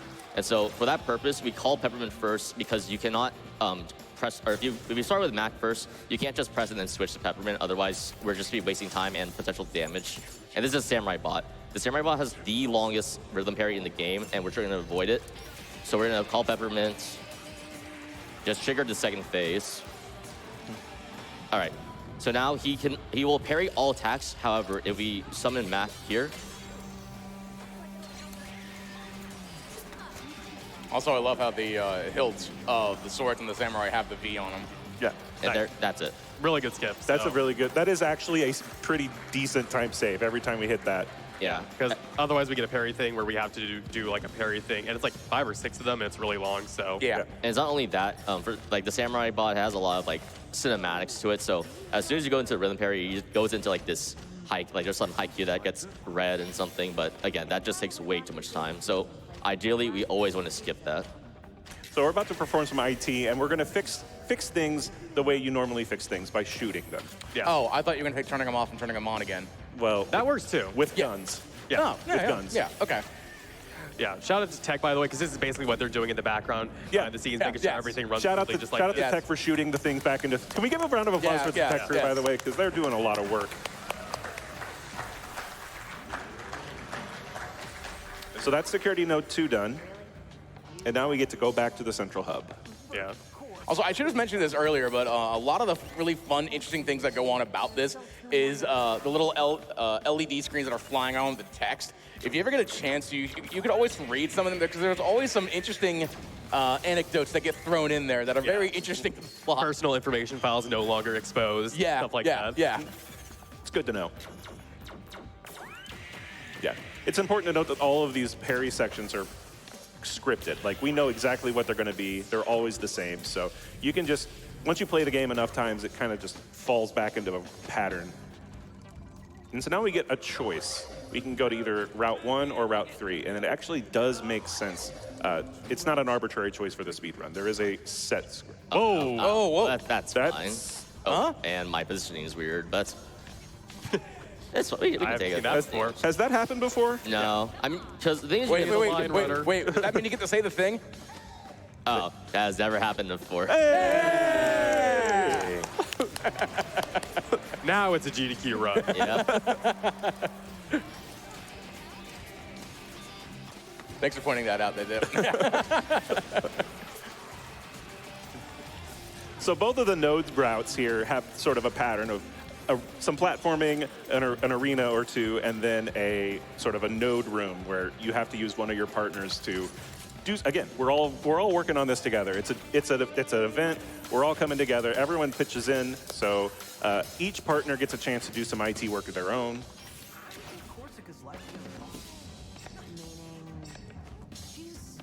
So now we're going to head into.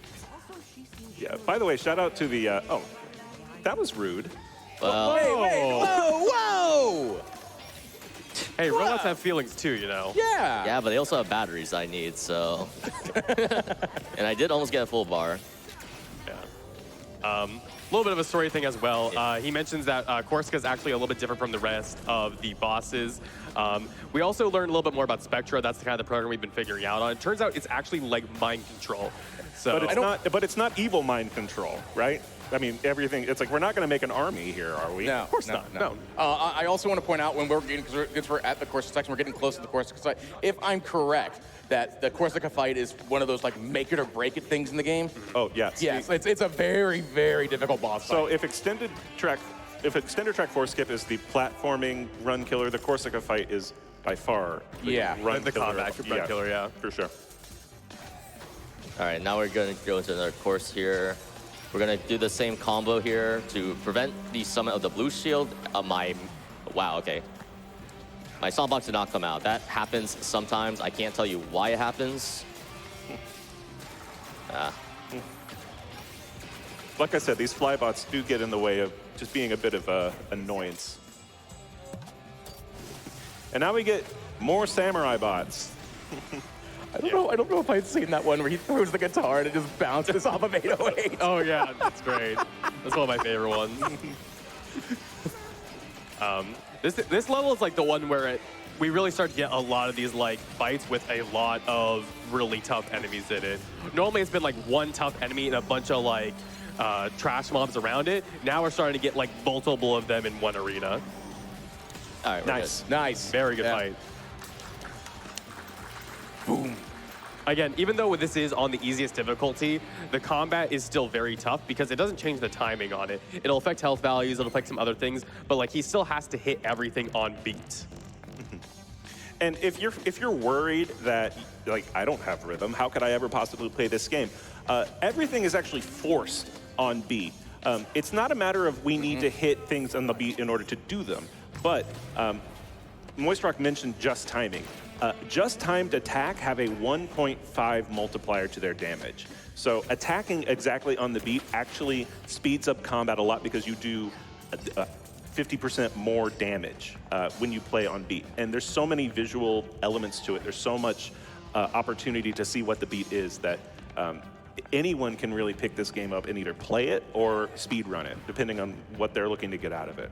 There's also a lot of also echoes into another rhythm game that Moist Rock and I Also, this is a really run. hard skip that you just nailed.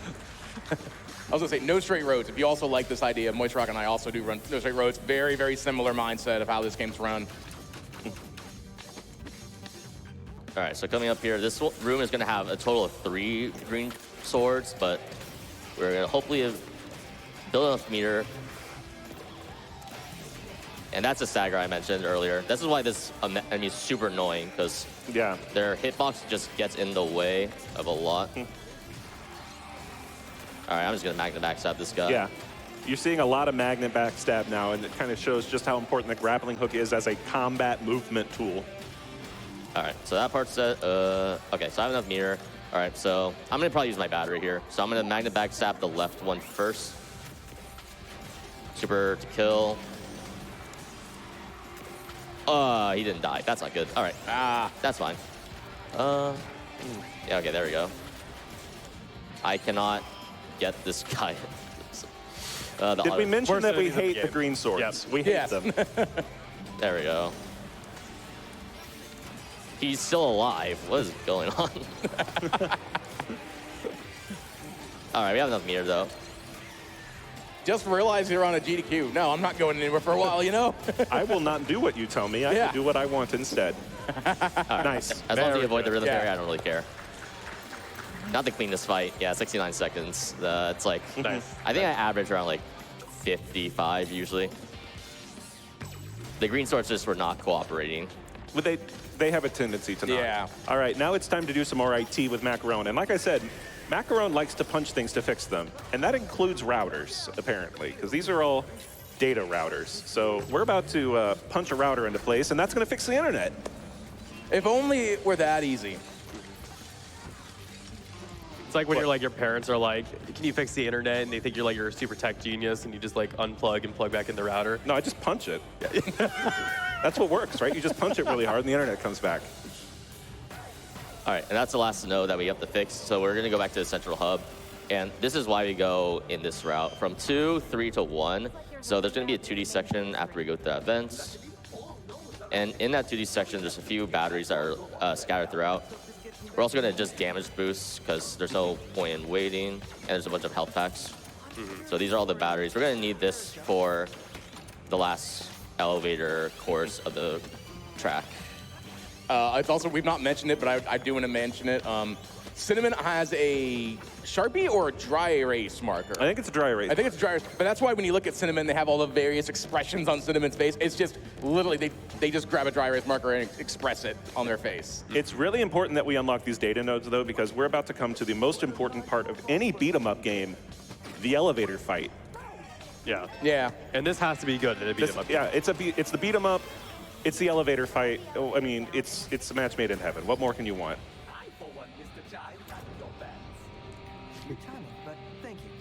All right, so for the start here, we're gonna position ourselves where node 2 is. So it's gonna be a motorcycle, it's gonna be an orange sword, and then a regular sword. So we're gonna want to immediately magna backstab this motorcycle. There we go. There we go. Nice. Yeah, if you don't get rid of those motorcycles early on, they can cause a lot of problems. All right, now we're gonna go back to node 0, because this is where the green sword is. All right, There you go. there we go. That's what we wanted to That's see much earlier. better. Yeah. And we have enough meter for the next enemy that's gonna be introduced to us. Is gonna be the bird. My least favorite enemy in the game, the bird. I mean, as a fan of RPGs, yeah. I have a pet bird. I love my bird, but in That is gaming, also, no. That's also a false positive. That is not. Yeah, Yeah. So.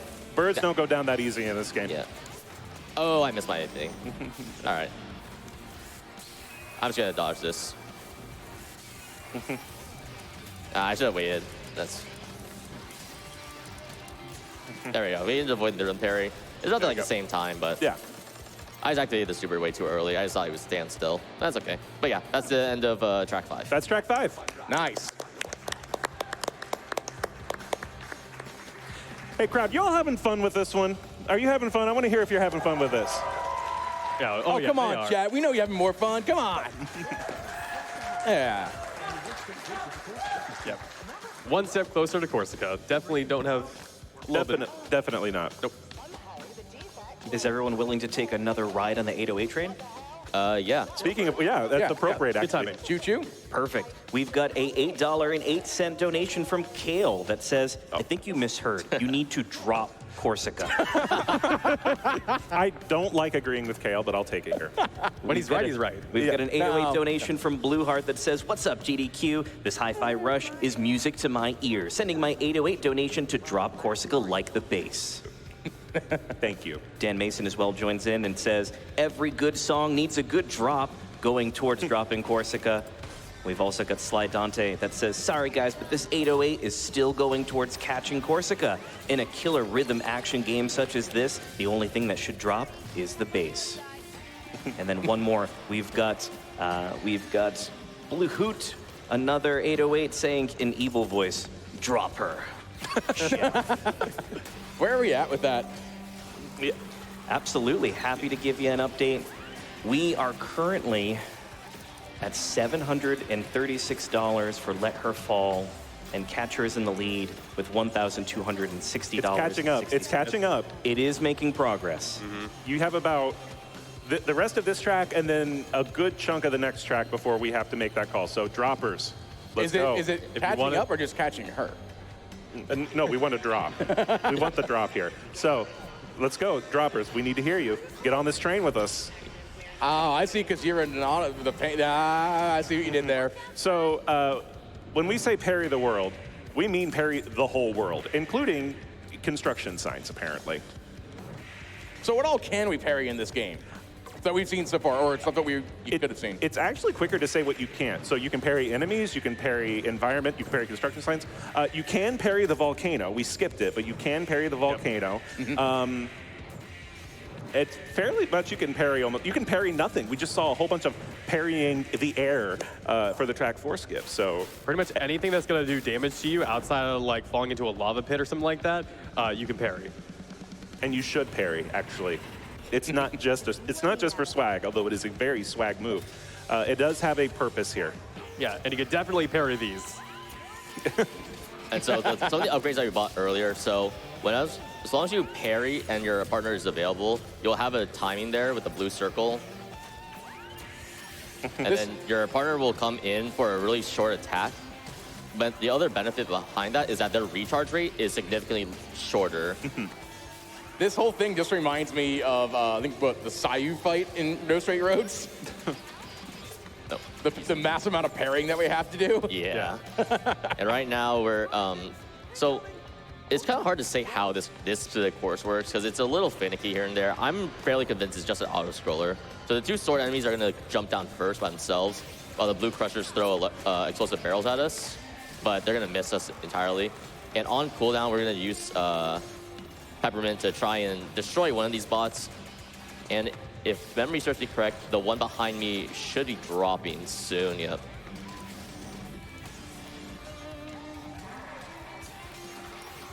Nice. All right, so I mean, that's it, but okay. And then it's probably gonna like be a little like quiet here, right? Because it's gonna wait.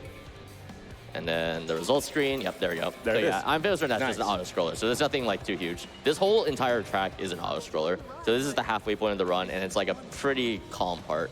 And speaking of calm, we're gonna be doing more of the parries against the little signboards. So this would be a perfect time for like 2-3 donations.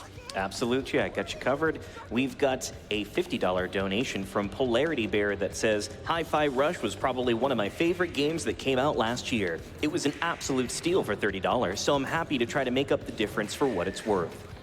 We've also got a $50 donation from Warrior of Mars that says, Become the savior of frames, go fast, and be excellent. We can do that. Do we have time for one more? Unfortunately not. That's all right.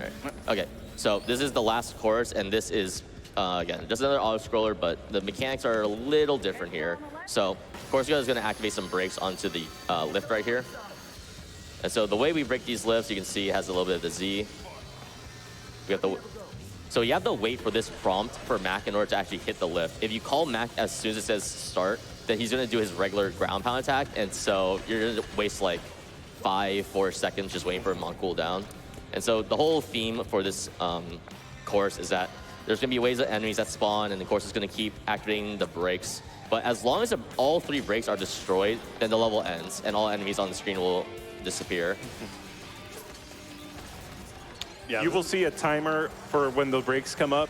You can just basically ignore that timer. That timer is false information. It's not like I've never seen it drop below 50 ever. Like, right? I don't even know if there's like a special cutscene that happens when you fail it like that. But even on Rhythm Master, which is the hardest difficulty here, that timer really doesn't really shake you much. yeah, this part is nice though because it's like really the only part of the Oh, I this should have section. done that. Oh no. Maybe. Hey, I'm not punished for my mistakes. Let's go. All right. Yeah. But yeah, this is really the only part of this section where like you actually have influence over the time. The rest is just kind of the auto scroller.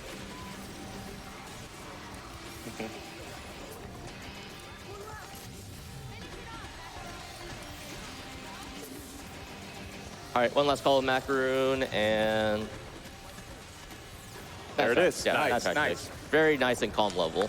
Easy peasy. And now we get to ride on a train with no brakes for a while. Yep.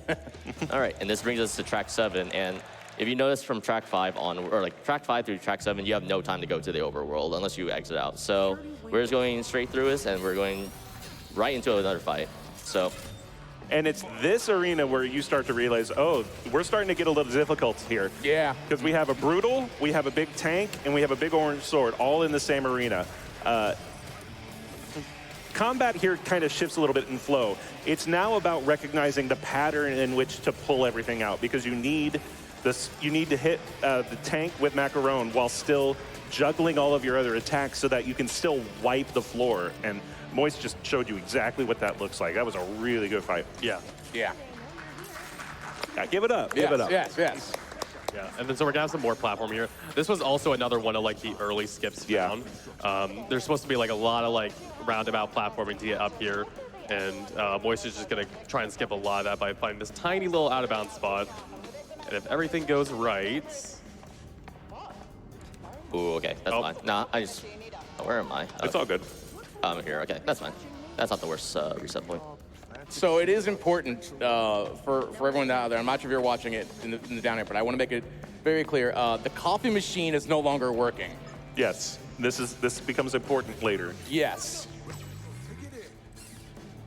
Now we punching holes in walls. A common theme throughout the game is yep. entering through a wall. Yeah.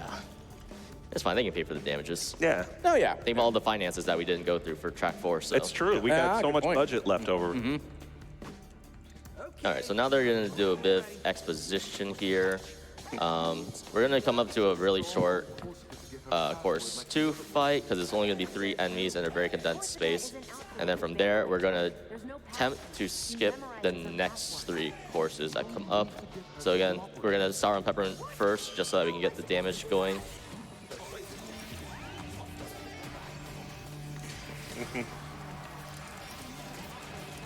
Nice. Like that. Like that's just a really fast 6-second fight. Shoot. And this level is called The Climb, and you're about to see why. Oh, there's an elevator right there. Can we just Oh, use yeah, that yeah. to get up there? That seems like a... Oh. Oh, no. That's fine. It's just a little trip. Well, I mean, We have a grappling hook. Yeah, that's true. Yeah. yeah. It could be way worse. It could Yeah. be way worse. We could be taking the stairs. All right, so there's a course here. We're gonna CJS and Echo Slash here.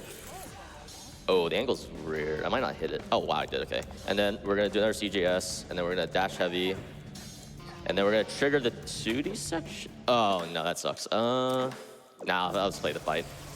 I was too low there. I was too low when I did a dash heavy. Yeah, those like skips are very, very precise. It's worth reminding everyone, in case you've forgotten, we kind of like talked about how important CJS was in the first track. You have about a 4 to 7 frame window to hit a dash and a jump on the exact same frame. Yeah. So every CJS you've seen has been an extremely tight trick. And it just becomes so, it looks so easy when Moistrock does it, but learning how to store your Coyote jump is one of the biggest things to unlock when you start doing speedruns of Hi-Fi Rush. Luckily, that's not the worst course to not skip, and it's not really worth doing the double load. So we have a little bit of a 2D platforming section, and then it's going to, soon after these sets of jumps, is going to bring us to another arena that I will try and do double reloads if I don't get it, because it's going to have a samurai in it. Yeah. And unfortunately, in that samurai fight, there's going to be a samurai and then 2 gunners, but we do not build enough meter to build up super. So that's why we need to skip this fight, ideally. But it's not the hardest one. Yeah, and then Moise is mentioning double loads right there. Basically what that is just turning off streamer mode and turning it back on. And what that does is it forces the autosave to go through and reload. That way we don't have to quit to menu to in order to do reload. Yeah. Also, Corsica turned off all elevators now. Yeah. Reminded everyone to use the stairs. It is healthy. Healthy alternative. Don't look him in the eye, don't look him in the eye, and you're good. All right, so it's going to be this. It's going to be a bit of platforming, and there we can, after that platforming, is going to be the most dangerous and volatile skip in this track, because if I miss it, it doesn't matter if I do a double reload, because the door that will I need to proceed forward is going to be locked until I fight them. So it's a one-try skip. If I get it, great. If I don't, I'm forced to fight 5 green enemies. So this is just an extended 2D section right here. So we have some time for more donations. That'd be great. Yes, we absolutely do. We've got a $80.80 donation from Parks, taking the 808 to a different level, saying, Corsica would want you to save a few seconds on this run. Let her fall. That's true. That's true. Another $80.80 from Gordon Fearman, saying, I hear dropping Corsica is faster, and we want to go fast, don't we? Yes. Oh. Well, but we want to, Then not have one anyone have final any one. damage in the process. We've got one final one on the train for you. Buzz Mars has donated again, going back and forth with Kale. Only this time, they've donated $16.16 and saying, thanks for the clarification, Kale. So here's to make up for my previous choice and add $8.08 to the dropping incentive instead. Thank you. Thank you. All right, and now this is where the skip comes into play. So after these magnets over here, do a CJS. I really hope that I'm gonna play this really safe. I'm gonna turn off the auto targeting camera here. Okay. Okay, that's a good sign. We'll jump over here. I'm gonna parry this, just make sure I'm in the right spot. All right.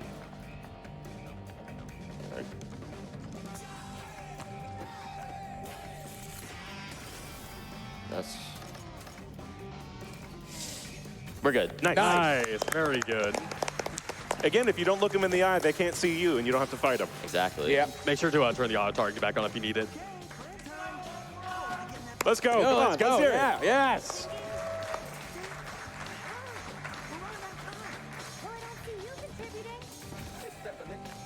Okay, now that we're past that skip, we can talk about the real difficulty. Yeah. Yes, I'm gonna turn off yes. auto targeting again. Yep.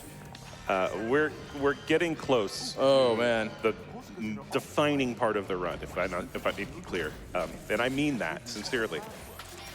Yeah. Well, keep in mind that if you do want to donate to save or to catch or drop Corsica, you're going to want to do that quickly because we're coming up to that point where we'll have to cut it off. We're going to give you as much time as possible to drop Corsica, but we do have to cut it off at some point.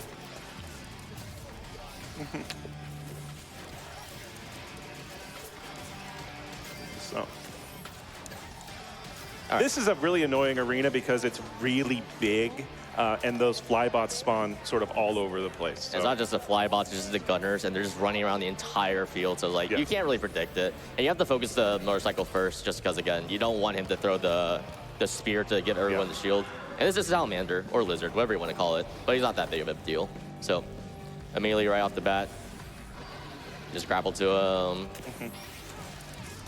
So,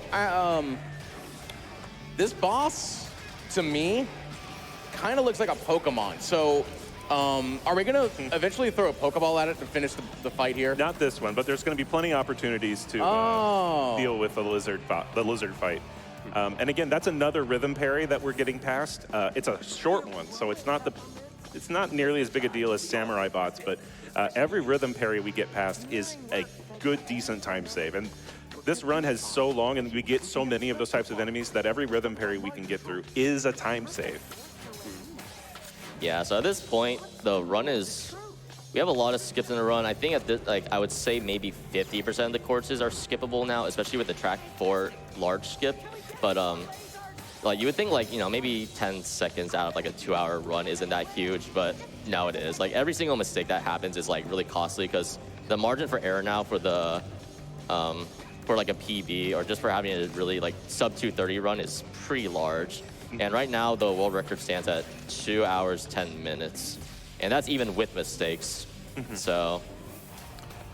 If you just enjoy playing the game casually, you'll have fun. But if you're looking for like a really high skill ceiling speed run, Hi-Fi Rush is your game.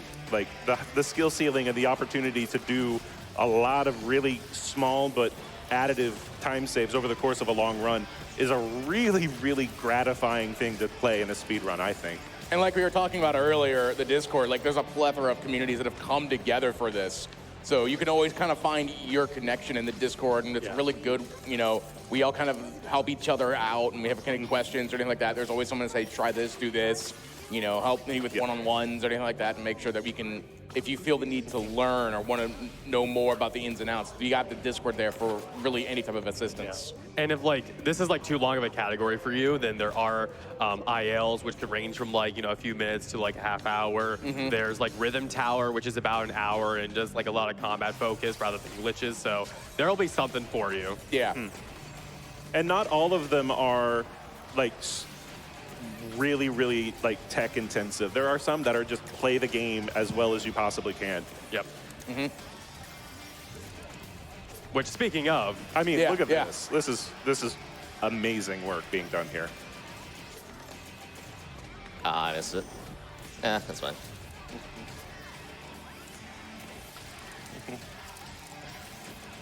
There we go. Nice. And that should be the last arena. Yeah, this should be the last arena. We're gonna have to do a bit of platforming again, but you can skip the arena before the Corsica fight. So before we do that, though, we got a bit of laser sections.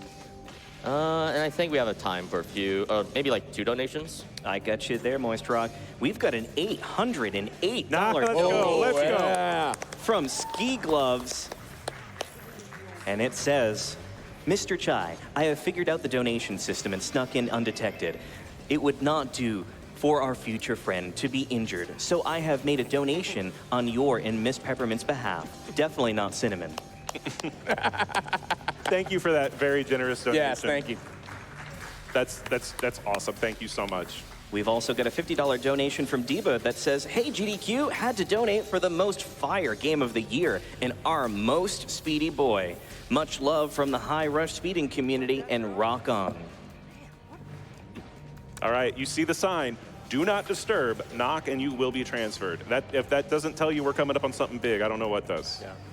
Yeah, not fired, transferred. Transferred. Transferred, yes, yes. Transferred where exactly, though? Do I even want to ask? Well, considering this place has a volcano that people actively work in and around.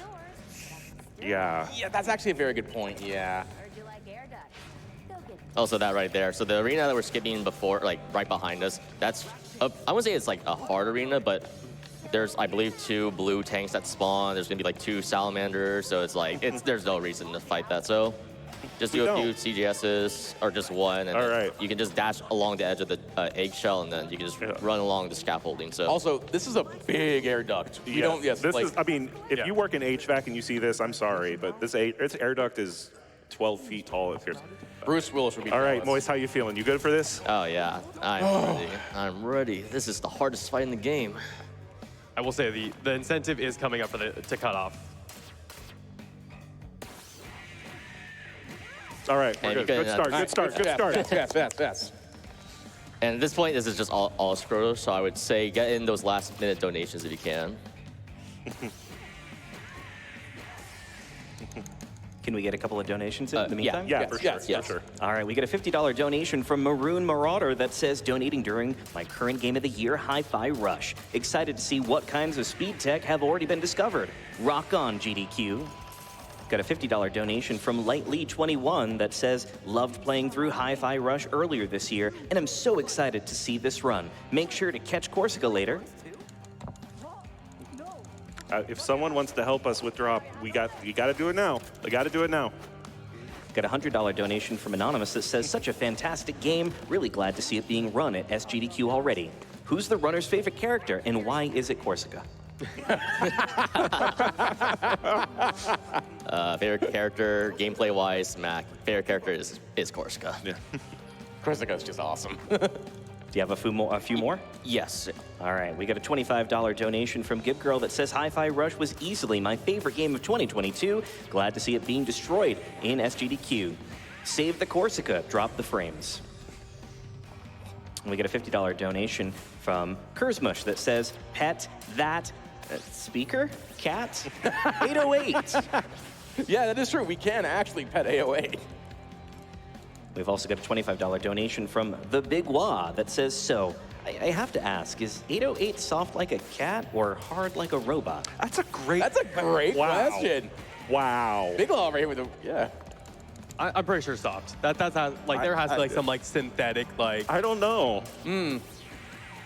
Mr. Rock, where are we for the incentive? All right. One more set here, and then this should be it, right? Yeah. Okay. So, all right. At this point, all right. What is the bid we're at? Right now, Catch Her is majorly in the lead. Okay. Well, $2,262.49 against Let Her Fall at $1,313.48. well, it looks like we're saving Corsica. Thank you for everyone that helped donate. thank you all so We very, really very much. appreciate that. Yes. It's at this point in the game where we start noticing something troubling, which is that Chai is maturing. Yeah, he's really showing that he's. Oh, never mind. Yeah. Yeah. All right. So this is gonna be the last set. It's gonna be, I think, 3 sets of parries.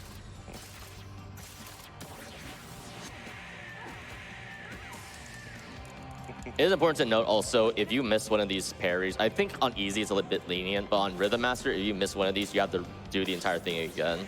Yeah.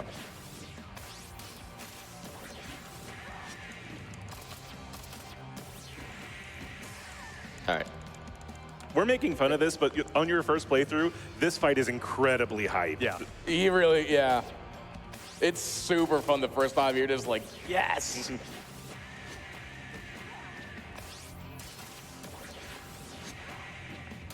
All right, this is the last one.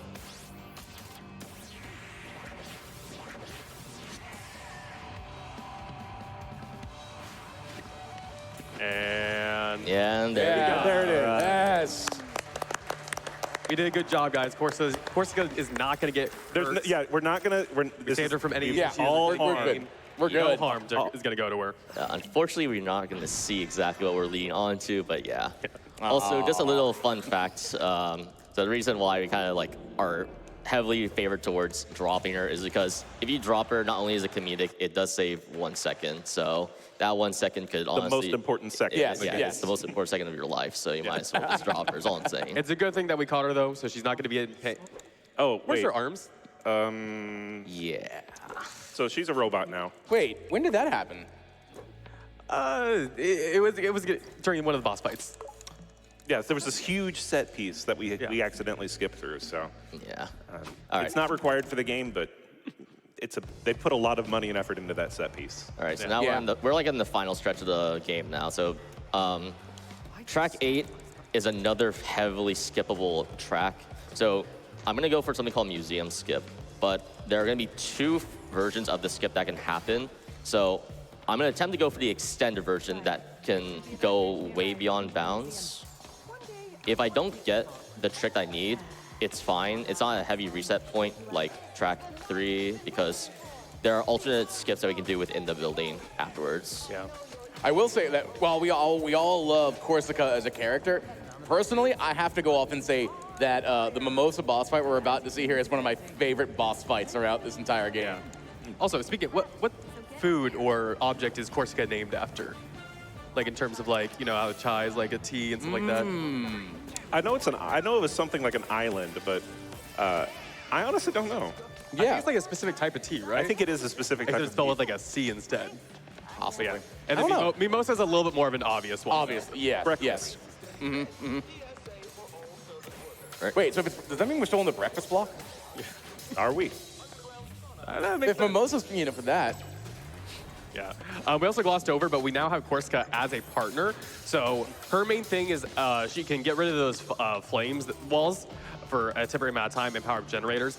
But she can also, in combat, she doesn't do damage with her ability, but she increases the stagger meter, which is really, really good against a lot of these super tough enemies. Yes. Which we would meet if we weren't skipping this course. Oh, I get it. Okay. Nice. So where that V is, we would be introduced to the Fire Boxer. So red enemies don't have any like special armor, but instead they will leave behind fire AoE attacks that are on the ground, and that will stagger chai, and you have to wiggle your left analog stick or mouse in order to get rid of it. So they're not that threatening. All right, and then coming up here, this is the start of the museum skip. So these two dioramas right here, we're gonna jump on top of this right one. CJS, dash heavy. All right, so this is the start of it. And the reason why we're doing this right now is not only are we skipping the courses, like this is course 2. We're gonna be skipping a bunch of exposition rooms. And in those rooms, there are unskippable cutscenes. And they're not even cutscenes, they're just dialogue, and we have to listen to it. You can't reload, you can't do anything. So it's this blue one right here. There's gonna be 2 more, I believe. Yeah, there's 2 more, and then the 4th one is actually skippable. Also, this is a great opportunity to appreciate the artwork of the level. Yes. Because you get a chance to see pretty much everything here. This isn't necessarily the view you were supposed to have of the level, but this does give you a really, really good view of just how much love and effort Tango put into this game. Yeah. We also skip over a lot of the dialogue that's going on, but we actually learned a lot about Vandalay Technologies, including that it had a owner before Kale named Roxanne, who basically was doing a bunch of like prosthetics and microchips, building them out of her garage and selling them in her like little truck, and then she grew the business into this. And then at some point, Kale took over. Yeah. Okay. All right, so this is where the crossroads for the skip happen. So the idea here is we're trying to trigger the fight without actually falling down.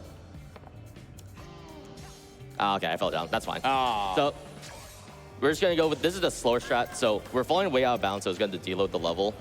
And so this course is done, and because the course is done, we're going to do a double reload here. And then you'll see right here. So we are back in bounds. So because I didn't land on top, I can't do the extended skip because I would have been able to keep traveling along out of bounds. So we're gonna have to do a bit of extra platforming, but we can do 2 more course skips. Oh, well, if I'm not dumb. This gives us a chance to see the museum from the inside, which Hey. is also nice. Yeah, exactly, it was intended. There we go. I don't know if I hit the cycle. Yeah, I don't hit the cycle. That's unfortunate. Fun fact, all the clockwork you see here in this museum is actually it's a tribute to Arcane, who made Dishonored 2 with the Clockwork Mansion, and they are obviously part of the Bethesda Studios team now, and they did some work helping out with Hi-Fi Rush, and so this level design is sort of an homage to the Clockwork Mansion and Dishonored 2. Yeah. Which is a great level if you've never. It is a phenomenal level. I just really enjoy how much love was put into this by the developers, by the music, by the artists. Like, you can really see how much, outside of the fact that so many developers were outside of their norm, you can see the love that they really put into this game, though. Yeah. All right, so normally you're supposed to go to the right and get Mac to punch a gen that's missing in the slot, but instead we got CJS, so we're gonna do this, position ourselves correctly. Nice. Okay, Very nice. So that's a little minor skip there, and then break this with Peppermint. It's a little minor skip, but it does show you just how important and powerful CJS is, because that is a significant little section of platforming that we just skipped right past. Yep. And so this arena or course we could have skipped if we got extended, but this is fine still because it's pretty short. I love Shy's just puns. That's shocking. I'm glad you do, because nobody else does. Yeah, definitely not See, Corsica. Chai appeals to me in that way. Chai is the everyman. So these are all the firefighter enemies that we basically skipped the introductions for. And I don't know if it was mentioned earlier, but in addition to building up a stagger meter, Corsica's partner ability puts out fire, both on the bots themselves, but also like in the environment. If you're running into a problem where you have like a big old streak of fire, Corsica's ability will put that right out for you. This is not what we want. So unfortunately, the firefighter enemies do have this RNG attack where they self-destruct, and you cannot hit them while they're running around. So you're forced to watch them just run and then basically explode. If it's in the early parts of the fight, it's fine, but I should have targeted the firefighter just in case for that. Yeah. So, They are called firefighters, by the way, because Yeah. they fight with fire. That's what a firefighter is, right? They're fighting with fire. Yeah. Wait. The with is the key word there. So this is where the next skips come in. Let's see, okay, CGS there. So if we go forward on the left, we would be introduced to the flamethrower bots. Oh, I think my angle's bad. Ooh, Oh, it's still fine. Okay, so on the left there, that would have been where the flamethrower bots get introduced. So they're just the gunner bots, but with the fire added on. And so we're gonna keep going forward. And then this next skip is gonna be pretty precise. It's gonna be another CGS, but we have to do a CGS on this purple and blue sign. So I'm gonna angle the camera to the left so I can try and, okay, that's fine. And now, Echo Splash. There we go. Hanging out with the window washer. Let's go. Yes. So that arena on the right has 2 blue tanks, some green enemies, and all that stuff. So instead, fall down in here. And so this is the only exposition room that we have to go through, which is fine. Because while we're doing this, we're gonna stay on top of this speaker and try and get a CGS. Oh, and we got it. And see, this is what happens when you hold circle. This just means you have it stored. So you still watch Chai. Fly away, Chai. Fly away to freedom. And while we're talking, I think, yeah, this would be a good time for, I think, 1 donation. Yeah, I gotcha. So we got a $25 donation from Black Cat Mom that says, "Let's go, Moist Rock." I set a reminder just for this run. Hi-Fi Rush is one of my favorite 2023 games so far, and this run is amazing. Let's save the frames and let Corsica fall. Sorry, Black Cat Mom, but that's okay. It's all good. Yeah. All right. So we got that CGS there, so we can just do this. You just have the platform on the left. It just saves like 2 seconds. And you have enough time to store that. All right, and we're heading. We have 1 more gen platforming room here. It is also worth noting that, you know, we talk about all the collectibles and all the stuff that's in here. You can, later on in the game, get things you can customize with Chai. Naturally, because we're doing, you know, new game, we're, you know, 80%, you know, new game, we're not going to be doing a lot of those upgrades. But we can actually get some alternate costumes. Yeah. Not that that plays any attention to what's coming up next. No. No.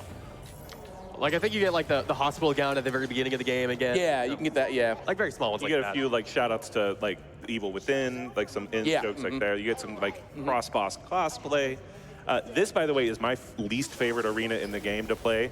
On Rhythm Master, I do not want to say how many times this arena took me. But the big thing about this arena, you kind of saw it with the arena before. There's electricity running through the floor. So every so often you'll see those little yellow squares.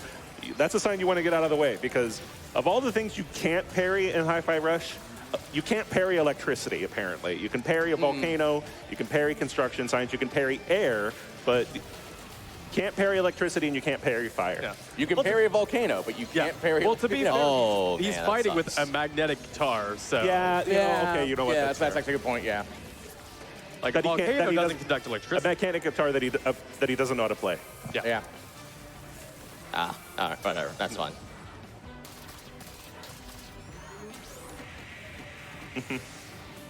I just wasted my super there. That was my bad. And now we have a salamander. And you're noticing now that in combat, Moist Rock is just cycling through assists as fast as possible. Yeah. And that's a couple things. That's great for damage, but it also ensures that no matter what type of enemy is on the screen, you've got a partner doing something that can take care of it. Yeah. And that's important because right now you're going to have a whole lot of different types of enemies all at the same time. And being certain that you can take care of them no matter what they are, you can just rapid fire through your assists real quickly and just not have to worry so much about that.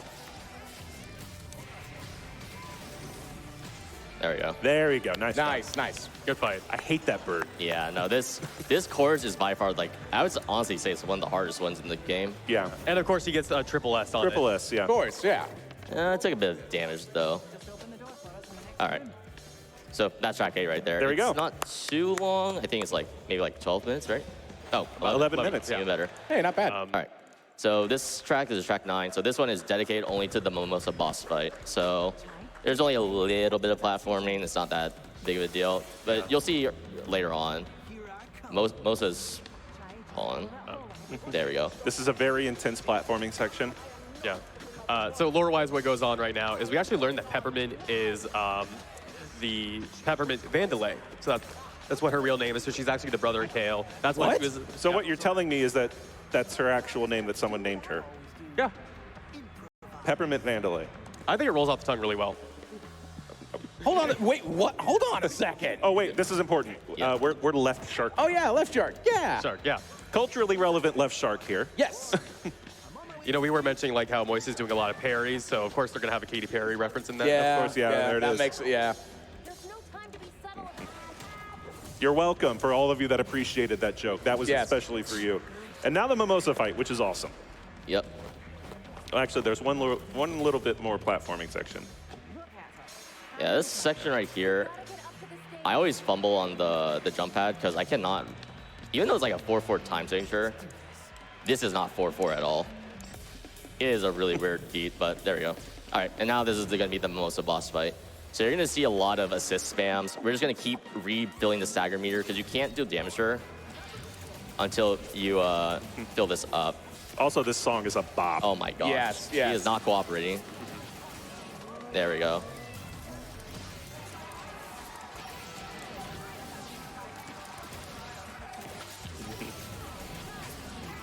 So the thing with the Mimosa gimmick is that unlike the other bosses to this point, Mimosa actually is shielded. You can see the shield bar under the health bar, and you have to deplete that shield bar in order to do damage, or at least most of the damage. So it's a little tricky because you have to basically rush her down to get her shield down, and then just pump as much damage into her as you can while you have that damage window open. Or you can just do what Moist Rock does and just absolutely obliterate the fight. Yeah, yeah. Would you say you have to hi-fi rush her down? Yes, actually, I would say that. I think so. All right. Where am I need my Dreamcast fans here. Where are my Dreamcast fans? Because we are about to play Space Channel 5. Give it up for Space Channel 5, everyone. I want to hear this. Wait, I thought he said he couldn't play guitar. No, he can't. He can't. Does it look like he's playing? Yeah, the guitar is kind of shaking the not right way. I think 808's just being a great wingman and just like playing sound effects. And he's just like strumming in front of it. You can tell. Just look at the expression on 808's face right here. 808 wishes that she was anywhere else in the world right now. Wait. Are there actually meow sounds? I don't think so, no. I kind of heard it. Yeah, I kind of hear it. That is Yeah. an all-time wingman moment, if that's the case. That is. I think. Again, as long as Chai's having fun during this. Yeah, of course. Yes. Also, Chai performing with his back to the audience, as any good performer is taught to do. Of course, yes, Very, yes. very much a rock star moment. Yes. All right, so this is the last phase right here. So I saw the back, she's gonna do a rhythm parry animation attack. It's not gonna be a rhythm parry though. So instead, she's gonna trap us in this box. And we need to destroy these 2 nodes with Peppermint and Mac. You can parry that equalizer wave, and it makes this section so much easier for it. Again, you can parry the world. Parry the world. Again, shout outs to Wooly. This should be it. Just a little bit. Ah, dang. Oh, Okay. there it is. Almost a 2-phase. Really good fight. All right. And the last set of rhythm parries there, and then that should be the fight. This is you can't skip this. This is a forced rhythm parry. There you go. One more. Yep.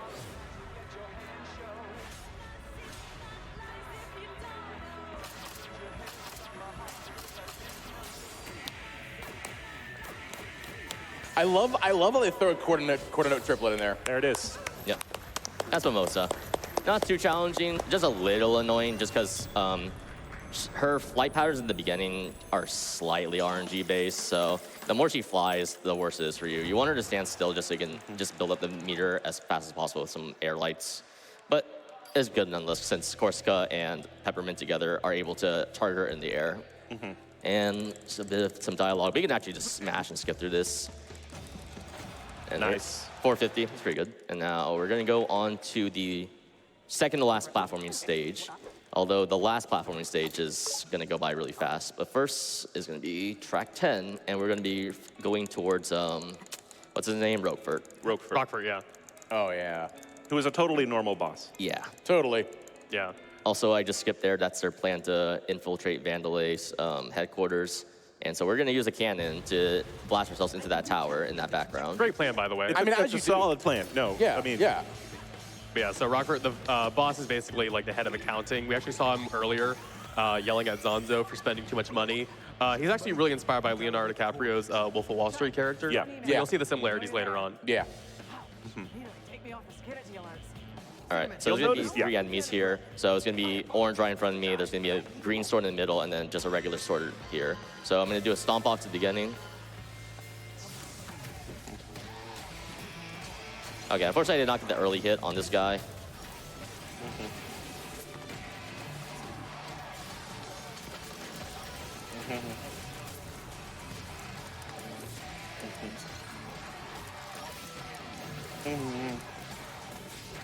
There you go. Oh, there we go. Sometimes it's just hard to sit down here and talk about the run because I really want to talk about it, but sometimes I just want to really let that music just kind of just be in existence. Right, yeah. Yeah. All right, Also, we're hacking, and now we're adjusting aim. Yeah. Because that's how computers work. Oh yeah. so it's hard to tell, but the cannon is moving. So this next part is technically an auto-scroller. You can be a little slow or faster depending if you kill all the enemies at the correct time. And so, as all auto-scrollers, that means this would be a pretty good time for donations. Absolutely, I got you covered. We got a $20 donation from Rex that says, Ayo, great to see Moist Rock at GDQ finally. This game is for sure one of my favorite games so far in 2023. Great to see it ran. Also, hello Vesper, and of course, better not drop Corsica. Oops. DJ Rex was no J Rhodes speedrunner. Sorry. No worries, we got a $20 donation from Brooby that says, bringing some love from the Hi-Fi Rush speedrunning Discord. Good luck on the run, and justice for Bites Rock.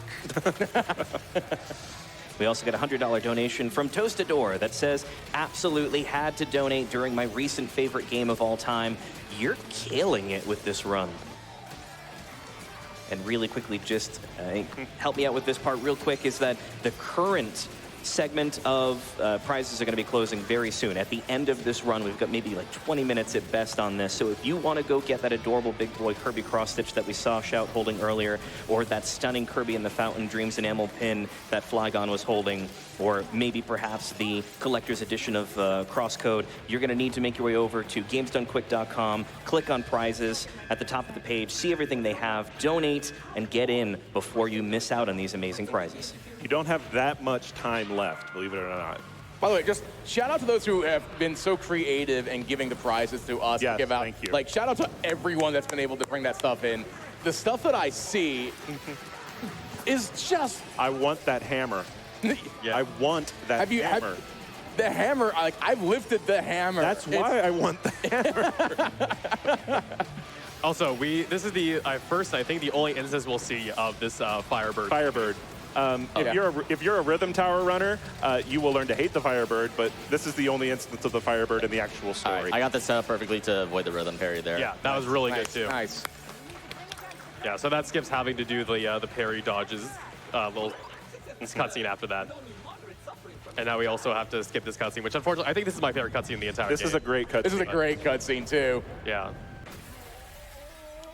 This is probably the only instance of the game where I wish we could get away with not playing on streamer mode, because Oh, man. this is I won't spoil it for you. It is I so- encourage you to go play this at home, because this fight with the original licensed music is so fun. Yeah, I think this is like my favorite arena in the game. Yeah, yeah.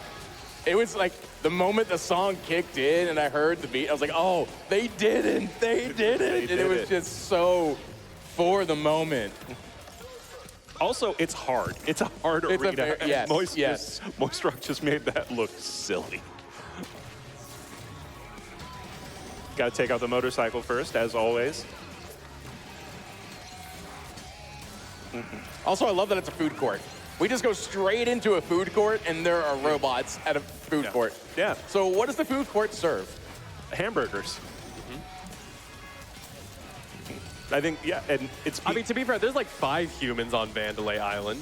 yeah, they got to eat something. Yeah. Yeah.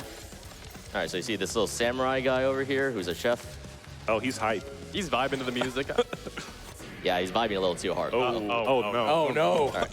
So we're going to do a setup similar Yes, to chef. the first Yeah, yes, chef. samurai. So he's in his second phase here. So same thing as before. We're going to do gravity well. Where's Adef and Ruby? We need them for the help of the chef, you know? And Corsica can actually stagger the samurai for us. So we can just do stomp box. And that way we don't need to use... All right, thank you, chef. We don't need to use the super there. And now we have one more fight in this little cafeteria. So what we're going to do is we're going to ignore this brutal one. Dash here and call in gravity well to get as many of these enemies stuck inside here. Oh, they're outbound. That's adorable. lucky. There we go. Can I chime in really quickly with an important donation? Yeah, real quick. We have a $10,000 Let's donation go! from the Yeti. Let's go! Yes. Yeti Yes. says, hey all, Yeti here. What a wonderful day for speed runs. And what better way to enjoy it than with another $10,000 for Doctors Without Borders. This donation is made possible thanks to everyone who has ordered from our official SGDQ collection at theyeti.com. Be sure to swing by and grab a tea or two. Proceeds from every item ordered is donated directly to MSF. A special shout out to all of our staff at Yeti HQ. Yeah. They are already prepping for TSDDQ. T-shirts done quick. The Yeti collection this year is hype as heck. It It's really is. good. I love a lot of the shirts. We're also almost to 350. 350,000. How close? How much further? Oh, yeah. We can hit? Can we hit it by the Roquefort fight? I think we might be able to hit it by the Roquefort fight. We're getting there. So in case you don't know who Kale is, you're about to. We're coming up on a section where, if you've missed what Kale looks like, there's a little bit of a subtle reminder that the game gives. He's a very humble man. Oh, yeah. So just a couple little more platforms here, and then we can just be reminded very subtly about who Kale is and what he looks like. Yeah, but before we meet, or at least see what Kale is, we have another one-and-done enemy. So coming up is going to be the Armadillo, Salamander, whatever you want to call it. Armadillo. Yeah. But yeah, he's just a green enemy. So how we're going to do this, dash, mac, and then use super, spam assist.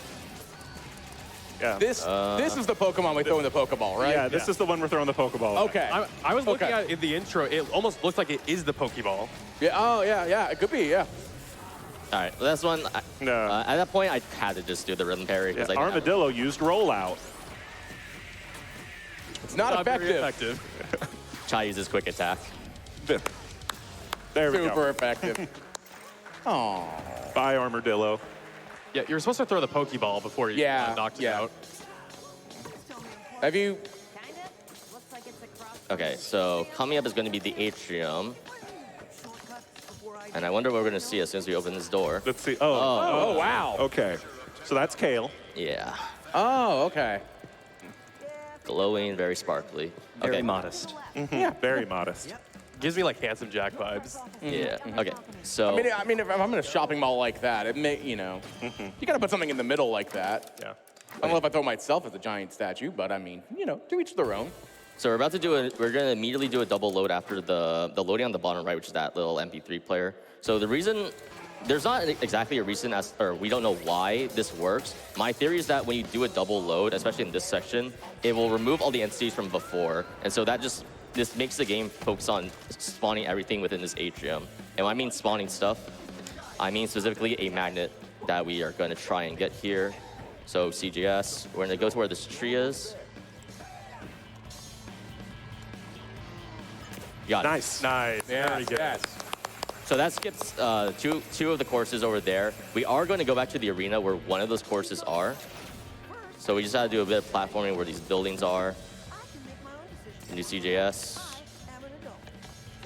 Get on top of this plant. Shout out to Vandalay for putting their employees in these like modular. It's very future tech. Like it's a This is the future of office design. It's just giant shopping mall atriums with little RVs attached to the wall where the employees go. Another Echo Splash. There we go. There we go. Nice. So it avoids both the Mac wall and avoids going through the building and hitting one of those buttons that require a certain combo. So it just saves a lot of, or maybe 5 seconds because we didn't set up. Okay, so this is the arena that we skipped, but now there's firefighters. However, because we skipped it, the enemies are a little glitched. So we're forced to use the gravity well here in order to hit them because as you can see, they have no hitbox. So after we kill this boxer, then we can grapple onto the third one, and then we should be good to go. And we have to rhythm parry, or we have to kill this guy before he rhythm parries. And then grapple. Nice. Nice. And then triggers him. Oh, wow, of course. This is what you don't want to see. I didn't even parry it. I'm a bad player. All right, anyway. That bird that we saw I've been here for about 2 hours. Moist, I would say there's plenty of evidence to the contrary on Yeah, this. I'd agree with that. Can we give it up for Moist, who's been absolutely crushing this run, please? Who's also the world record holder, too. Yes, That that's is- also true. yes. Yes. Well, I'm going to just do the rhythm parry here because I'll show you what happens if we didn't destroy the boxer before he does this attack.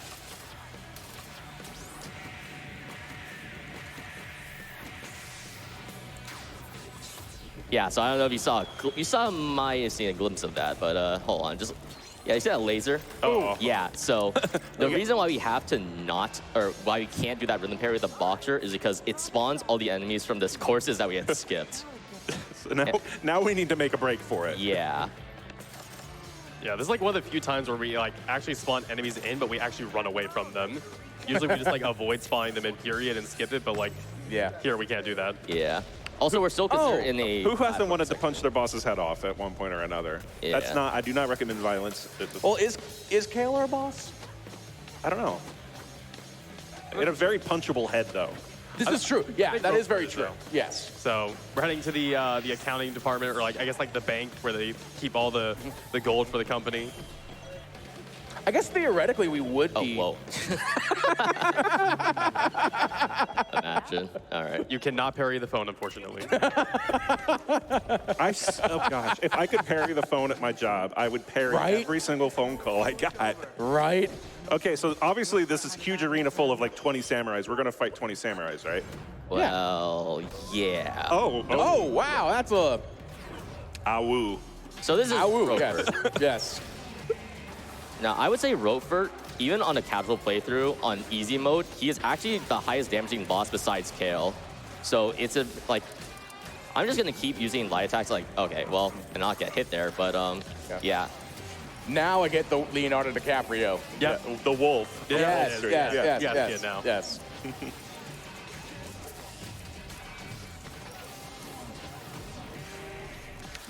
All right. As Rokert constantly tells you in this fight, money is power. And money can turn you into a giant wolf mech, or it can just turn you back into your normal self. Yeah. So at the 30 HP mark, he's gonna go back to human mode, and then we just have to break through a blue shield and then a green shield, which he'll do now. Wait, no. Okay, he doesn't now. I called it a bit too early, that's fine. So we can't hit him here. Also, this part is technically music locked. It's kind of hard to tell because this track kind of loops a little monotonously. So also, I don't know. The enemy's reticle from the last stage is still targeting me. So the game is really broken right now. Okay. What? There we go. All right, there we go. Oh. So this is phase 2. So it's the same as the first one. There is an attack that we want to avoid that puts us into one of those parries. I missed the time on the parry attack. Yeah, really good parries. By this point in the game, you have acquired enough power and enough skill that the fight becomes really just an absolute war in a and you're bringing it as hard as the boss is, and combined with this music and combined with all of the things going around, this is where Hi-Fi Rush for me really starts to show how good of a game it is. Yeah. Except for this section. This section's dumb. Yeah, this is really annoying. So he's gonna go into the vent there, but we can actually go behind him before he summons a huge laser wall. And now we're gonna keep whacking him. Unfortunately, we cannot defeat him at this part. He is scripted to go one more time in the vent, so we're gonna start going there now. You'd think you'd have moved that wall further back so that this couldn't happen, but No. Come on. Come on. Gopher. Come on. come No. Oh, no. There we go. Okay. Oh, okay. Yeah, that's why this part is really dumb, just because he runs pretty fast for how old he is, but yeah. this is such a sick line, by the way. I put my stock in futures, but not yours, kid. That's such a good line. Yeah. And now we're Scrooge McWolf. Oh, I was about to say the exact same thing. It's Scrooge McWolf time. Yeah, this is like the most intimidating boss. Like Yeah. the character's like very like no nonsense character compared to like the more humorous ones. Yeah. And it really like shows in his boss fight as well. He is like brutal. Okay, so here we don't want him to do his dive attack at the end. Right now it's fine, but because if he dives at the end, it just wastes his time. Because right now we are locked behind the music. Okay, I think this is fine. So to deal with this attack, you parry twice, go to the fist. Okay, so that was fine for him to do that. If you don't know that strat works in any difficulty. You just stand next to the fist, and he'll stun himself. It's fine. There we go. Okay, so we managed to defeat him before he did dive and then extend the time of the fight. So this part's scripted. So after this is the end of the Rover fight.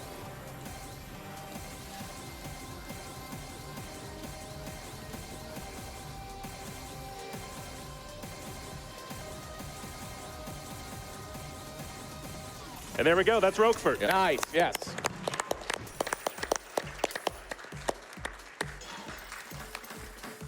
And also for those wondering, so like you see in like those rhythm sections, it's only the X button. That's because I selected the option in for single button rhythm sections. So it just changes everything to just the X button. We just figured like those sections don't really matter because it just changes it, LB, RB, and then all the other like 4 main buttons. So you can just make it simple and you don't have to worry about it too much. It doesn't really make it any faster. Yeah. It really doesn't. There are like a couple of other accessibility options that make a big difference. Like one of them makes it so you literally just don't ever have to actually hit on B. Those ones we typically don't allow in this category. But the single press, like, it just is easier for the runner's hands and healthier for them. Oh, hey, look, it's Roxanne. I think. Yeah, so that's It's Roxanne putting on the red wall. Or is it still a red light? It's the lasers. No one? No one? Okay. All right. So the joke about track 11 is that this rhythm that is a cutscene basically takes longer than the actual platforming, the level, which we will showcase pretty briefly. But while we do these X presses, I guess it'd be a good time for a few more donations. Absolutely, Moist Rock. We've got a $50 donation from the Killer Wolf fitting that says, Hi, Moist. Super cool to see how far this game has come from the early discoveries. Excited to see you beat the game fast. Thank you, Killer Wolf. We've also got $107.31 from Beach Thunder, who says, Blorf. Thank you. Thank you. We've also got a $20 donation from Anonymous that says, I heard someone ask for music puns? Then let's increase the volume and go up an octave. I hope some of these puns hit the right notes, but I fully expect some of them to come a bit flat. After all, the puns aren't exactly my forte. Let's keep up the donation tempo and end on a great harmony. And then we got Tristan coming in at $75 saying, drop You know her. you want to.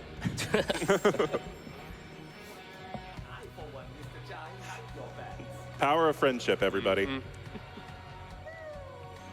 Come on, everyone in the audience, come on. Let's go, Come on. Get him out. Yeah. Yeah. That's why we got the cell phone out. I love it. I, like a responsible commentator, turned my phone off, so I can't participate in that. Yeah, I kind of the same thing. I'm over here busy playing. We're all completely off rhythm at this point over here doing commentary. It's fine. I only need to be good at the rhythm in the game. I don't Right, need to yeah, out of the game. yeah. I mean, honestly, thank God. Let's be real. Yeah.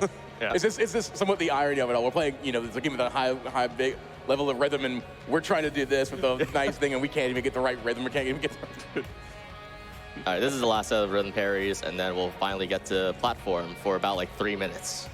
Or even 2, I forgot. We've made it this far in this run, and I look at this and I'm like, what would have been really, really, really cool? Is if we could play as the cat.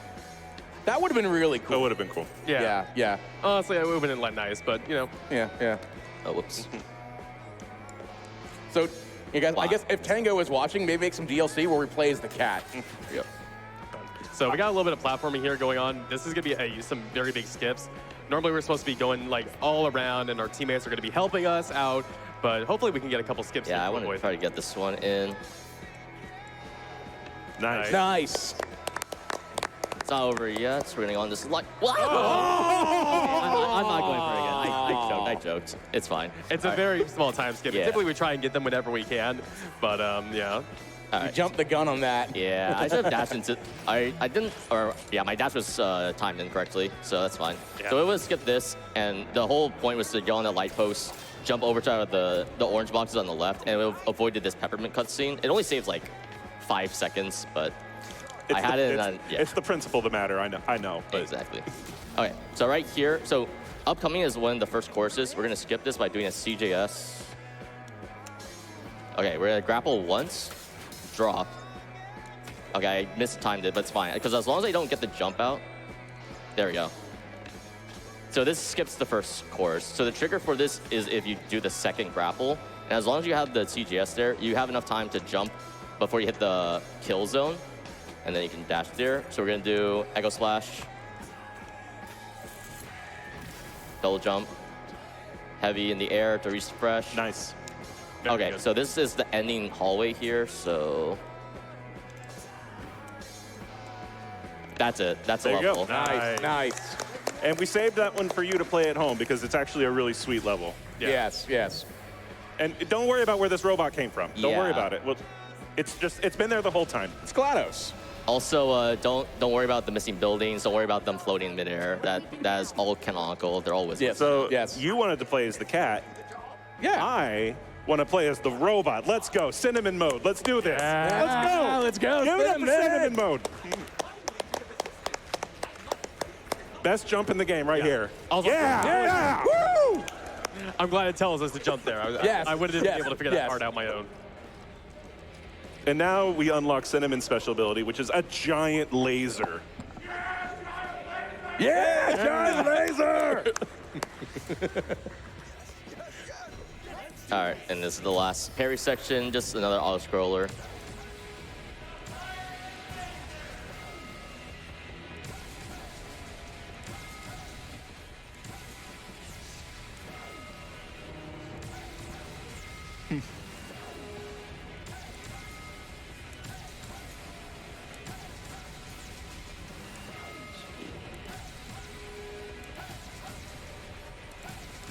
All right, that's it. There we go. That's track Yeah, 11. how do you hide the giant laser in Yeah. that robotic arm? Well, it's a plug-in.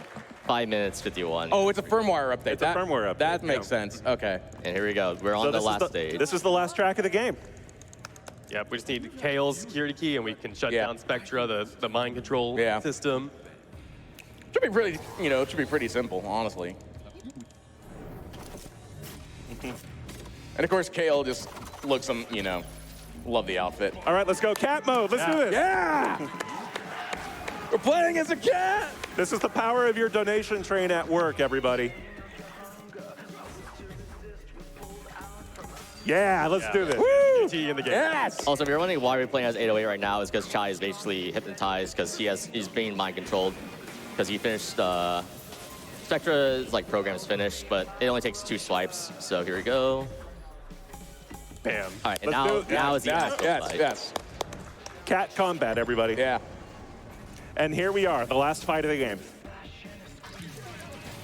So you see Kale does have a shield bar, just like Mimosa did. So you're still going to be able to do some damage to Kale, but when that shield drops, that's when you're going to really be able to pour it on. Very nice job. Yeah. This fight is not inconsequential. Like, there is still a lot that could go down here. Yes. Also, not spoiling anything, but in the original soundtrack with the licensed music, very, very nice song here. All right. That's phase one. Yeah. All right. Now this is the second/third phase. So this one is heavily RNG because, hold on, after this. All right, so Kale's going to summon 4 arms, and so the gimmick of this phase is that we need to wait for him to use an attack that our partner can counter with. So the reason why this is RNG like this, we don't want to see these normal attacks. So my bet right now is 5 basic attacks. What are the commentators feeling right now? How many basic attacks are we going to get? 3. I'm going to say 4. I'll say 5. All right. And as with the most green armor, we have to do this twice, so. All right, that's 2. If you're wondering... That's 3. Oh, no.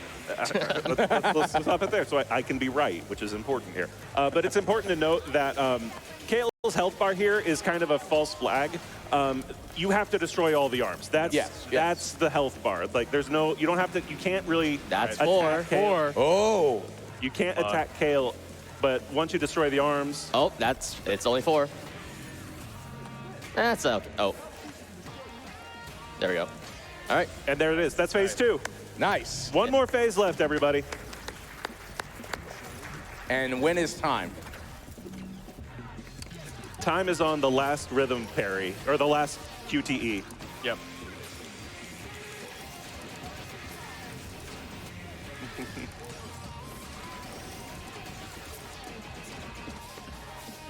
Y'all, when this fight ends, I want you to pop off because Voice Rock has been killing this run. It's been amazing. Yeah. This is a run where you just need to be good at everything. Combat, movement, out-of-bounds glitches. And you need to be perfect for a very long time. Yeah. And this is not, I mean, and it ends with the hardest boss fight in the game. All right. And we're about to come out. We're almost done. We're almost done. There's going to be a rhythm parry. There's going to be some more single button presses.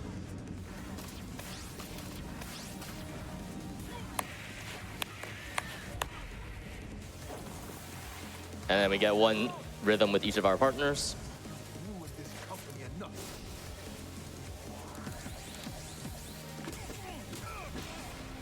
You can't just turn your brain off here, but it is kind of a victory at that moment. Yeah, if you don't do the parries or you don't press the buttons, then you miss out on that comic effect.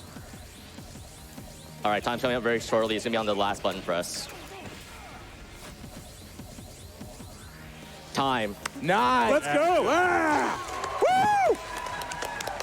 And well, I'll let this cutscene play out, but yeah, we need to do these conclusions fast to get back on time. But I just want to thank GDQ for allowing a run that's, you know, fairly new, only like 4 months, 5 months into development. So thank you for them. I need to thank my commentators because they really helped me out here a lot.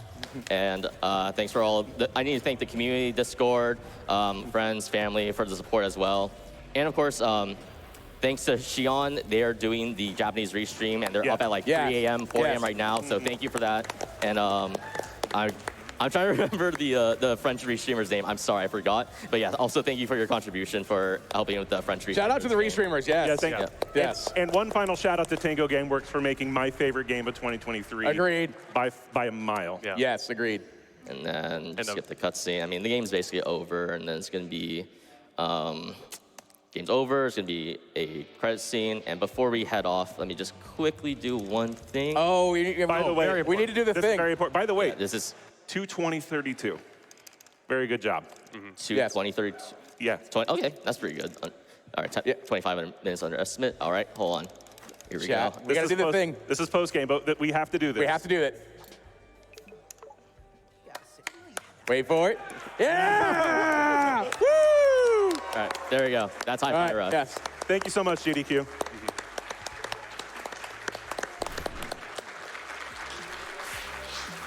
What a run. Everybody, please continue the applause for Moist Rock.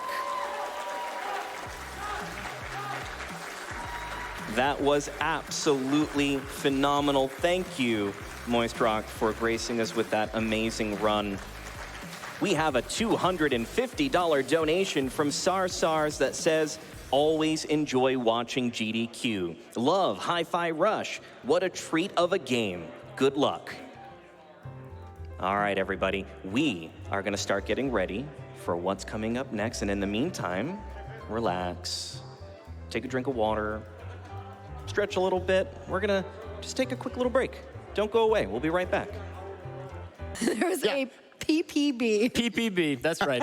PPB, heard it, folks. You heard it first. Hashtag PPB. PPB. Let's jump off of that moment and jump over to Hi-Fi Rush. Mello, tell me a little bit about I it. want to talk about Hi-Fi Rush. So earlier today, Moist Rock, we hit kind of a scary moment where there was supposed to be a 2-3 minute time save, but we lost that. So we went for an unpracticed 9-minute save. Now, if this had been missed, we would have had to go back and do the whole 9 minutes over again. So not marathon safe, but in just a minute here, you're gonna see as they cross a platform, it is super clutch, and we were really hoping right here, and there's a celebration. So fantastic.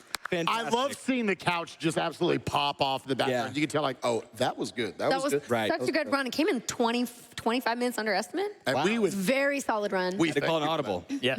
Thank you for your service. Seriously. But again, there were so many absolute bangers, the speed runs today. Adaf, tell me a little bit about the run you loved. Oh, I love Returnal. This run is so sick. Hi, this is Moist Rock, and I just wanted to give some closing thoughts and some things I just want to explain for the end of the video. So first off, I didn't want to just re-upload the VOD and just have the Twitch chat. I did want to put some things I was thinking about during the run. And, you know, I also wanted to properly shout out a lot of the people in the community and for the support, just because I felt really bad about a lot of the things that were happening.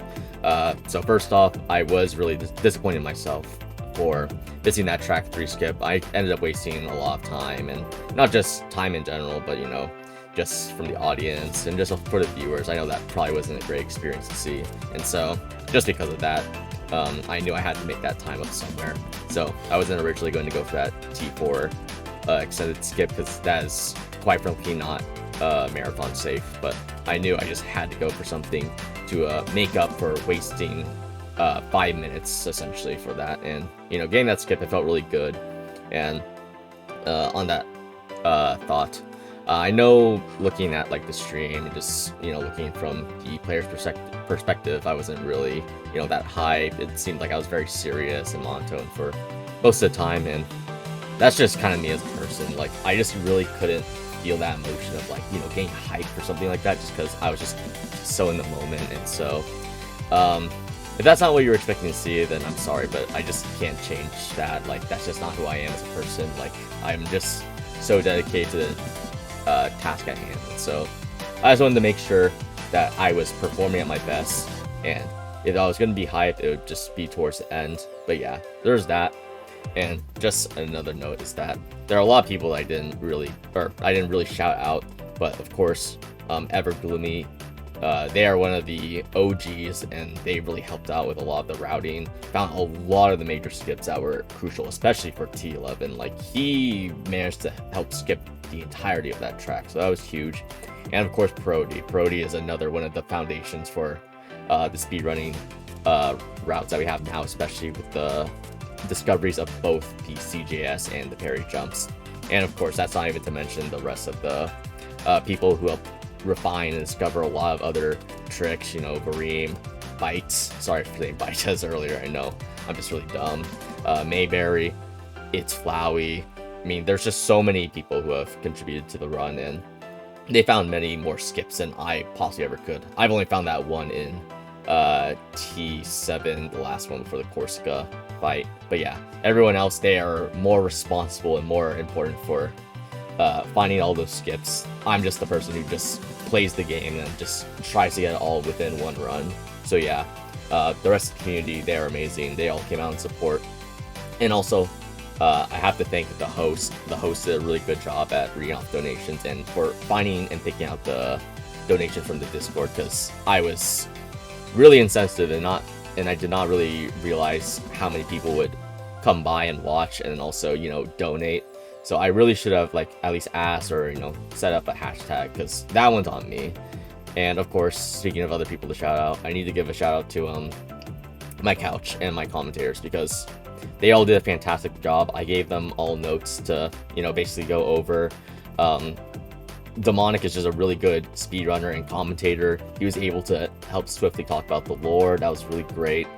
Dr. No doesn't even necessarily run the game, but they were able to pick up on a lot of the key skips, a lot of the tech and the terminology, and really helped get the run going along smoothly. And of course, Midnight Vesper, they go way back to the No Straight Road days, so we're pretty familiar with one another, and of course, really huge on the music theory. So they added a lot of insight and really helped out with the run as well. But yeah, this is just one straight voice recording, just so I can this isn't like necessarily scripted. I'm just saying everything that's on the top of my head. But again, SGDQ, that was a great time. I couldn't stay for as long as I wanted to. It was just a 3-day stay, just because, you know, I have personal reasons for that, and it's also a lot of money. But, you know, thinking about it now, this experience was definitely worth it, and I'm really glad that I was just able to showcase this freshly new game. I'll definitely be running this game. It's not like a full-time thing where I'm speedrunning or, you know, streaming. It's just something I do. This is something I do for fun, and I do have like a competitive itch for it, especially for, you know, getting world record and, you know, just doing PBs in general. But yeah, if you follow the Twitch channel, especially after the run or stuff like that, then I appreciate it. Just know that I'm not just gonna be speedrunning. I do like variety, essentially, some fighting games, grinding out Valorant, stuff like that. But again, thank you very much for watching either the VOD, for watching this video, or for watching during the stream. And of course, thanks to everyone in the Discord. Oh, I can't believe I forgot. I need to also thank Candle. Candle is also very huge in the community for helping with the load remover. Sorry about that. Yeah, but yeah, that's another huge thing. But again, if you're interested in speedrunning, I'll put the Discord and everything into the link of the description. I'm also going to link all the people like shouted out, their socials and everything in the description as well. But again, thank you again for watching the video, and I will have something cooking up for the speedrunning community in, I don't know how long it'll take, but when it comes out, just be sure to watch it. But yeah, peace out, guys.